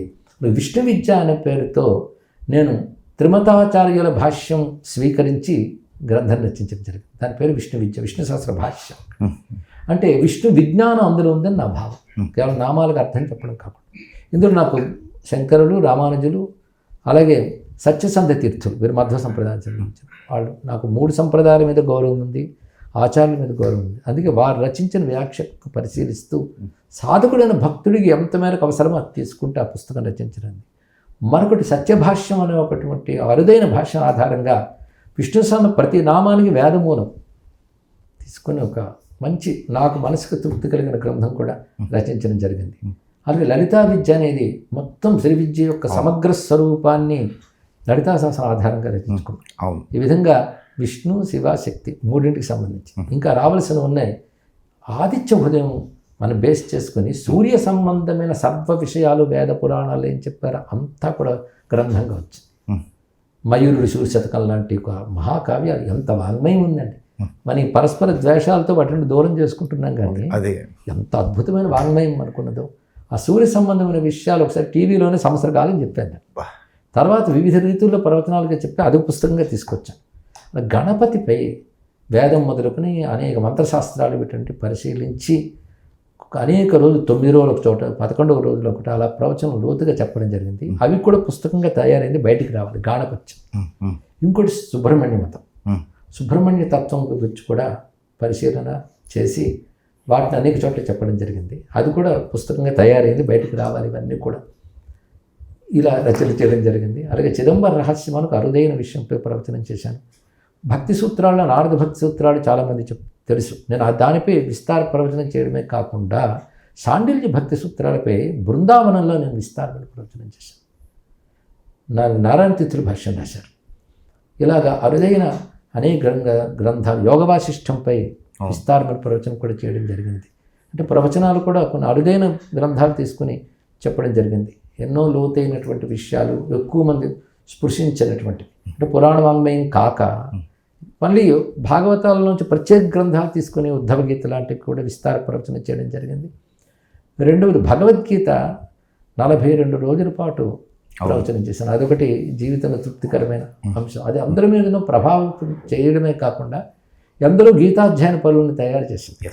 యువత బాగా అందుకుని వీటిని అర్థం చేసుకుని అనుష్ఠిస్తున్నారు. అది నాకు చాలా ఆనందకరమైన అంశం. అయితే మునిపే చెప్పినట్లు ఇవన్నీ నా కోసం నేను చేసుకున్న సాధన. ఇప్పుడు ఇన్ని గ్రంథాలు చెప్పారు కదా గురువుగారు, ఇది క్లిష్టమైన ప్రశ్ననో ఏంటో తెలియదు, ఇన్నిట్లో మీకు బాగా సంతృప్తి ఇచ్చిన గ్రంథం ఏదైనా ఉందా? ఋషులు ఏది రచించినా సంతృప్తిగా ఉంటుంది. ఎందుకంటే అగ్నిజ్వాలలో ఒక భాగం తీసినా అంత అగ్ని ఉంటుంది అక్కడ. అందుకే ఋషుల వాంగ్మయంలో మాత్రం అది చెప్పడం కష్టం. భాగవతం పట్టుకుంటే జీవితాంతం కృష్ణ చింతన చేస్తూ ఉంటే చాలు అనిపించేటట్టు భాగవతం ఉంటుంది. రామాయణం చేస్తే రాముడి చాలు జీవితాన్ని కనిపిస్తుంది. అలాగే నాకు బాగా నచ్చిన గ్రంథాల్లో సూత సంహిత అనబడేటువంటిది చాలా, ఎందుకంటే భారతీయమైన సమస్త సాధనా మార్గాలు తీసుకొచ్చాడు. అసలు ఎలా ఆలోచించాలో నేర్పుతాడు. అది సూత సంహిత స్కంద పురాణంలో భాగం. అలాగే శంకర భగవత్పాలు వారు సూత్రభాషను రచించే ముందు 18 మార్లు దీన్ని చదివేనని రాసుకున్నారు. దానికి విద్యారణ్యుల భాష్యం ఉంది. పురాణ వాంగ్మయంలో విద్యారణ్య భాష్యం ఉన్నటువంటిది ఇదే. అది గొప్ప గ్రంథం. ఇలా ఋషులు ఏది ఇచ్చినా వెళ్తున్న కొద్ది చిన్న అంశంలో కూడా ఒక అద్భుతం కనబడుతుంటుంది. అందుకే నా దృష్టిలో వేదాలు, 18 మహాపురాణాలు, 18 ఉపపురాణాలు, ఉపనిషత్తులు ఇవన్నీ కూడా మనకి గ్రాహ్యములే. ఇవన్నీ గొప్పవే. ఏది పట్టుకుంటే అక్కడ అద్భుతం కదా. గురుగారు, మీ రచనల్లో అయితే పంచాయతన దేవతలు అందరూ వచ్చేసారు. రచనల్లో అయితే అందులో నారాయణీయం వంటి అరుదైన గ్రంథాలు మీ ద్వారా మాత్రమే తెలుగు వారికి చేరువయ్యాయి. అటువంటి ఇంకా గ్రంథాలు ఏమైనా వచ్చే అవకాశాలు ఉన్నాయా మీ నుండి? నారాయణీయాన్ని నేను మీరు చెప్పిన 1000 శ్లోకాలు చెప్పాను. దాని తర్వాత నేను గురువాయూరులో 2 పర్యాయాలు నారాయణీయ సప్తాహం చేసుకున్నాను. అదొకటి. అలాగే వెంకటేశ్వర స్వామిపై కూడాను అనేక పురాణాలు అధ్యయనం చేసి విస్తారంగా ప్రవచనం చేయడం జరిగింది. దాన్ని కూడా పుస్తకంగా తీసుకురావాలి. అన్నమయ్య అద్భుతాలను సంవత్సర కాలం అన్నమయ్య వాంగ్మయంపై ప్రవచనం చేశాను. అవి తీసుకురావాలి. మన వాగ్గేయకారులు దాని ధర్మాన్ని ఏదో గ్రంథ ఆధారంగా ప్రజలకు అందించాలి. అదే నా యొక్క ప్రధాన ఉద్దేశం. ఒకటి ఈ మధ్య తృప్తికరమైన సంఘటన ఏంటంటే 60 రోజుల పాటు మహాభారతాన్ని, వ్యాస భారతాన్ని లోతుకు వెళ్ళి ధర్మ సూక్ష్మాలతో సహా చెప్పడం జరిగింది. అదేవిధంగా మన రామాయణ విషయంలో కూడా సంపూర్ణంగా ఉత్తరాఖండతో సహా 49 రోజులు చెప్పుకున్నాను. వ్యాస భాగవతం ఇందాకే చెప్పుకున్నాను. అంటే మహాగ్రంథాలు కూడా విస్తారంగా చెప్పడం జరిగింది. ప్రత్యేకించి సరస్సు జాతీయం లాంటి అరుదైన గ్రంథాల గురించి, భారతంలో శాంతి అనుశాసన పర్వాలపై నేను విస్తార ప్రవచనాలు చేశాను.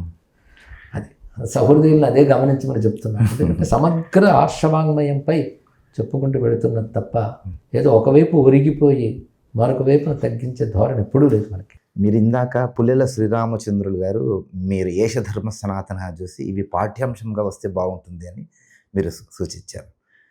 ఆంధ్రప్రదేశ్ ప్రభుత్వం వారు చాగంటి కోటేశ్వరరావు గారి వారి వ్యాసాలు కొన్ని పుస్తకాల రూపంలో ఇప్పుడు పాఠ్యాంశాలుగా పెడుతున్నారు. చాలా గొప్ప విషయం. అలాంటి అవకాశం మీకు వస్తే పెట్టుకోవచ్చు. దానికే ఉంది ఇక్కడ. నేను వారైనా నేనైనా చెప్తున్నది ఒకటే ధర్మం, ఒకటే అంశం. వారి రచనల్లోంచి అలా వెళ్ళాలి, ఆ రచనలోంచి ఇలా వస్తున్నాయి. ఎలాగోలో ప్రజల్లోకి అంశాలు వెళుతున్నాయి. చాలా సంతోషం. ప్రభుత్వం అలాంటి ఒక ధార్మికుని గుర్తించి ఆయన సముచిత స్థానం ఇవ్వడం. ఎందుకంటే ప్రమాణంగా మాట్లాడుతూ నిజమైన ధర్మ స్పృహతో ధర్మ జీవనంతో మాట్లాడుతున్న మహనీయులు వారు. అవును. అలాంటి వారి మాటల్ని వారిని గౌరవించాలని ప్రభుత్వానికి అటువంటి భావం కలగడం గొప్ప గొప్ప విషయం. అందుకే అటువంటి పాలకుల సంస్కారానికి నేను నమస్కారం చేస్తున్నాను. మంచి పని చేస్తున్నారు. అవును. ఎంతెన్నో యువతని విద్యార్థిని స్ఫూర్తి కలిగిస్తున్నారు. ఇప్పుడు యువత మీద చాలా ప్రభావం చూపిస్తుంది గురుగారు. చాలా అవసరం, మార్పు వస్తుంది. వారు కానీ పెద్దలు గరికపాటి నరసింహారావు గారు, వద్దిపతి పద్మాకర్ గారు, ఇలాంటి మహనీయులందరూ కూడా వారు ప్రవచనాల ద్వారా, రచనల ద్వారా ఇంత స్ఫూర్తినిస్తున్నారు. మీకు ప్రవచనాలు మరియు ఈ ఆధ్యాత్మిక రచనలు రెండింట్లో ఏది ఇష్టం అంటే ఏం చెప్తారు? అంటే దేని సంతృప్తి దానిలో వస్తుంది. చెప్పినప్పుడు సంతృప్తి, అది రాసినప్పుడు సంతృప్తి. నా మేరకు నాకు మాత్రం వ్రాయడం చాలా ఆనందంగా ఉంటుంది. నేను చెప్పేటప్పుడు అనేక రకాలు వాళ్ళు వింటుంటారు, వాళ్ళకి ఇది ఎలా ఇస్తామా అనుకుంటాం, రకరకాల శ్రేణులు వాళ్ళు ఉంటారు. రచించేటప్పుడు ఒక సామాన్య హిందువుని దృష్టిలో పెట్టుకుని రాసుకుంటూ వెళ్ళిపోతుంది. ఇంకొకటి స్వాత్మార్థం రచన ఉంటుంది, అది తృప్తి. ఒక గ్రంథం పూర్తి చేసి కానీ, ఒక భగవదర్చన చేసిన సంతృప్తి, విష్ణు విద్య పూర్తి చేసి కానీ కొన్నేళ్ల పాటు నారాయణ స్వామిని అర్చించుకున్నాను సంతృప్తి. అదే ఒక ప్రతి గ్రంథ రచన ఒక తపస్సు చేసినంత ఆనందం కలిగిస్తుంది. కానీ మీ పాఠకుల కంటే కూడా మీ శ్రోతలే ఎక్కువ గురుగారు. ఎందుకంటే ఇప్పుడు సనాతన ధర్మంలో లేని వాళ్ళు కూడా మళ్ళీ తిరిగి రప్పించినటువంటిది మీ ప్రవచనాలే. కనుక మా వరకు అయితే మేము మీ ప్రవచనాలే మాకు గొప్ప అని అనుకుంటాం. అట్లా అని తగ్గించడం కాదు ఎట్టి పరిస్థితి. ఇప్పుడంటే మాధ్యమం ఎప్పుడైనా శ్రవణమే కదా మనకు మొదటి నుంచి ఉన్న మార్గం. ఆ శ్రవణానికి ఇప్పుడు మాధ్యమ రంగం బాగా సహకరిస్తుంది. అందులో శ్రవణానికి దృశ్యం కూడా తోడవడంతో అందరూ దీనివైపు ముందు ఆకర్షితులు అవుతారు. చదువు మొదటి నుంచి పాఠకుల కంటే శ్రవణం చేసేవాళ్ళ సంఖ్య ఎక్కువ. అందుకే మనకు శ్రవణం మననం నిధిధ్యాసనం అన్నారు, పఠనం అనే కంటే. అయితే శ్రవణం చేయడం వల్ల అభిరుచి ఏర్పరచుకున్న వాళ్ళు తర్వాత పుస్తకాల పట్ల ఆకర్షితులు రావాలి. అది అయితే ఒక్కటి ఎప్పటికైనా నిలిచిపోయేది పుస్తకం. అదే సరస్వతి మా చేతిలో పుస్తకం ఉంటుంది. మీరు కంప్యూటర్ పెట్టినా కొంతకాలానికి మారిపోతుంది, పుస్తకం మారదు. మస్తకంలో కూడా నిలిచేది పుస్తకం. అందుకే తల్లి చేతిలో పుస్తకాన్ని పెట్టారు. ఎప్పటికైనా గ్రంథమే నిలబడుతుంది. రేపు పొద్దున్న ఇంకోటి మాట్లాడాలన్నా పుస్తకమే ఆధారం. మాకు మీ రచనలు, మీ ప్రవచనాలు రెండు మాకు రెండు కళ్ళు గురువుగారు. చాలా ఇట్లాగే ఒక ఆధ్యాత్మికవేత్తని ఈ హిందువులందరూ కూడా ఎవరో ఇంగ్లీష్ వాడు కనిపెట్టినటువంటి లూసీ అనేటువంటి ఆవిడకు జన్మించారు, ఆవిడ మూలాలే హిందువులందరూ అని అన్నారు. ఇది ఎంతవరకు సబబు? ఇవన్నీ కుత్సితమైనటువంటి మాటలు. అంటే మన మతాన్ని దాని స్వాభావిక గొప్పతనాన్ని అంగీకరించలేక ఇది ఇక్కడి నుంచి వచ్చింది, అక్కడి నుంచి వచ్చింది అనేటువంటి కువ్యాఖ్యలు చేయడం మనకి పడమటి దేశం వాళ్ళు పాలించినప్పటి నుంచి మొదలైంది. ఇలాంటివి చూపించడం ఇక్కడ అవన్నీ నిరాధారాలు. ఇక్కడ ఇది మహర్షుల తపస్సు వల్ల దర్శింపబడినటువంటి దివ్య సత్యాలే సనాతన ధర్మం. అంతేగాని ఎక్కడి నుంచో మూలాలు ఇల్లు. హిందూ మతానికి, హిందువులకి మూలం భారతదేశం. హిమాలయాల నుంచి కావేరీ వరకు, సముద్రం వరకు విస్తరించిన అఖండ భారతమే హిందూ ధర్మానికి మూలం. చివరిగా గురువుగారు, హిందూ ధర్మ చక్రం ప్రేక్షకులకు ఇప్పుడు ధర్మం గురించి కానీ, దేశం గురించి కానీ మీరు ఇచ్చేటువంటి సందేశం? ముఖ్యంగా తెలుసుకోవాల్సిందంటే మనలో మనకు వైషమ్యాలు ఉండకూడదు. ఇది చాలా ప్రధానమైనటువంటి అంశం ఇక్కడ. ఎందుకంటే ఎవరో ఒకరు ప్రసిద్ధి చెంది ధర్మం గురించి మాట్లాడుతున్నారనగానే ఒక అసూయ కారణం కావచ్చు, లేదా తమ సిద్ధాంతానికి వీరు సరిపోరు అనుకోవచ్చు. వీటితో ఒకానొక కూడని వాతావరణం ఏర్పడుతుంది, వైషమ్యాలు. ఇది సరైనటువంటి స్థితి కాదు. అందరిలో ఒక ఐక్యభావం ఉండాలి ఇక్కడ. పైగా ఒక విషయం మాట్లాడినప్పుడు అందులో విస్తారమైనటువంటి ధర్మంలో భిన్న భిన్న అభిప్రాయాలు ఉంటాయి. ఆ భిన్న భిన్న అభిప్రాయాల్లో వీళ్ళకి నచ్చని అభిప్రాయం తీసుకొని వైషమ్యం ఏర్పరుస్తున్నారు. ఇక్కడ పోనీ చర్చ చేస్తే విషయంతో మాట్లాడినప్పుడు విషయమే మాట్లాడాలి. వ్యక్తుల గురించి, వాళ్ళ యొక్క వ్యక్తిత్వాల గురించి, వ్యక్తిత్వ హననాలు చేయడానికి కూడా సిద్ధపడిపోతున్నటువంటి రోజుల్లో మనం ఉన్నాం ఇక్కడ. ఇది బాధాకరమైన అంశం. అయితే నిజంగా ధర్మానికి అంకితమై భగవంతుడి దృష్టిలో పెట్టుకుని మాట్లాడేవాళ్ళు ఇలాంటి వాటికి చలించరు, వారి నిందావాక్యాలను పట్టించుకోరు. ఎందుకంటే మా అభిప్రాయం మేము చెప్పాం, వారి అభిప్రాయం వారు చెప్పారు, విజ్ఞులు రెండూ వింటారు, ఏది యోగ్యమో పాటిస్తారు, అయిపోయింది, అంతే విషయం. అంతేగాని బృందాలుగా ఏర్పడిపోయి దానితో ఒక రాజకీయ రంగంలోనో లేదా మరొక రంగంలోనో చేసేటువంటి నైత్య కార్యక్రమాలు లాంటివి ఆధ్యాత్మికంలో కూడదు. అందుకే హిందూ ధర్మంలో ప్రతివారు గుర్తుపెట్టుకోవాలి, ఎవరి స్వార్థ ప్రయోజనాలతో, ఎవరి ఆవేశకావేశాలతో వాళ్ళు మాట్లాడుతున్నప్పటికీ కూడా ఒక వేదశాస్త్ర ప్రమాణంతో మాట్లాడుతున్న వాక్యాలు మనం స్వీకరించాలి అని తీసుకోవాలి. భిన్న అభిప్రాయాలు సహజంగా ఉంటాయి, కానీ అవి వైరుధ్యాలు కాకూడదు, వైవిధ్యాలని మాత్రం తీసుకోవాలి ఇక్కడ. ఎందుకంటే మనల్ని దెబ్బతీయాలని పొంచి ఉన్నటువంటి పరశక్తులకి మనమే ఉప్పందించినట్లు అవుతుంది ఇక్కడ. ఇది బాధాకరమైన అంశం. కనుక ఈ వైషమ్యాలు తొలగాలి, చక్కటి వాతావరణం సనాతన ధర్మంలో ఏర్పడాలి అని సనాతన ధర్మంలో ఉన్న అన్ని శాఖల పెద్దల్ని గౌరవిస్తూ హిందువులు ఇటువంటి సంస్కారాలతో ఉండాలి అని తెలియజేస్తున్నాను మీ ఛానల్ ద్వారా. ధన్యవాదాలు గురుగారు, చాలా సంతోషం మీరు మాకు సమయాన్ని కేటాయించినందుకు. చూశారు కదండి, ఇది సామవేదం షణ్ముఖ శర్మ గారు మనకు అందిస్తున్నటువంటి అనేక విషయాలు. ఈ సందర్భంగా మీరు ఒక్క విషయంను గుర్తుంచుకోవాలి. మీ పిల్లలను ఉత్తమ పౌరులుగా మీరు తీర్చిదిద్దాలి అని అంటే మీ పిల్లలకు ఒక సిలబస్ అలవాటు చేయండి. అది ఋషిపీఠమును, మాసపత్రికను చదవడం. ఇది ఒక సిలబస్గా తయారు చేస్తే కనుక ఉన్నతమైనటువంటి పౌరులుగా సమాజానికి, దేశానికి అందించేటువంటి తల్లిదండ్రులుగా మీరు మారగలుగుతారు. మరొక ఆధ్యాత్మిక ప్రవచనకర్తతో మళ్ళీ ఒక ఇంటర్వ్యూతో మళ్ళీ కలుసుకుందాం. అంతవరకు నమస్కారం. దేశాన్ని కాపాడుకుందాం, ధర్మాన్ని కాపాడుకుందాం. ఎందుకంటే ఈ దేశం మనది, ఈ ధర్మం మనది. గ్రహబలం, గృహబలం, ముహూర్త బలం అన్నింటికంటే దైవబలం కోటి రెట్లు గొప్పది. నిరంతరం దైవబలం సాధించుకునే ప్రయత్నం చేస్తూ ఉండండి. జై హింద్, జై భారత్, వందే మాతరం. నమస్కారం.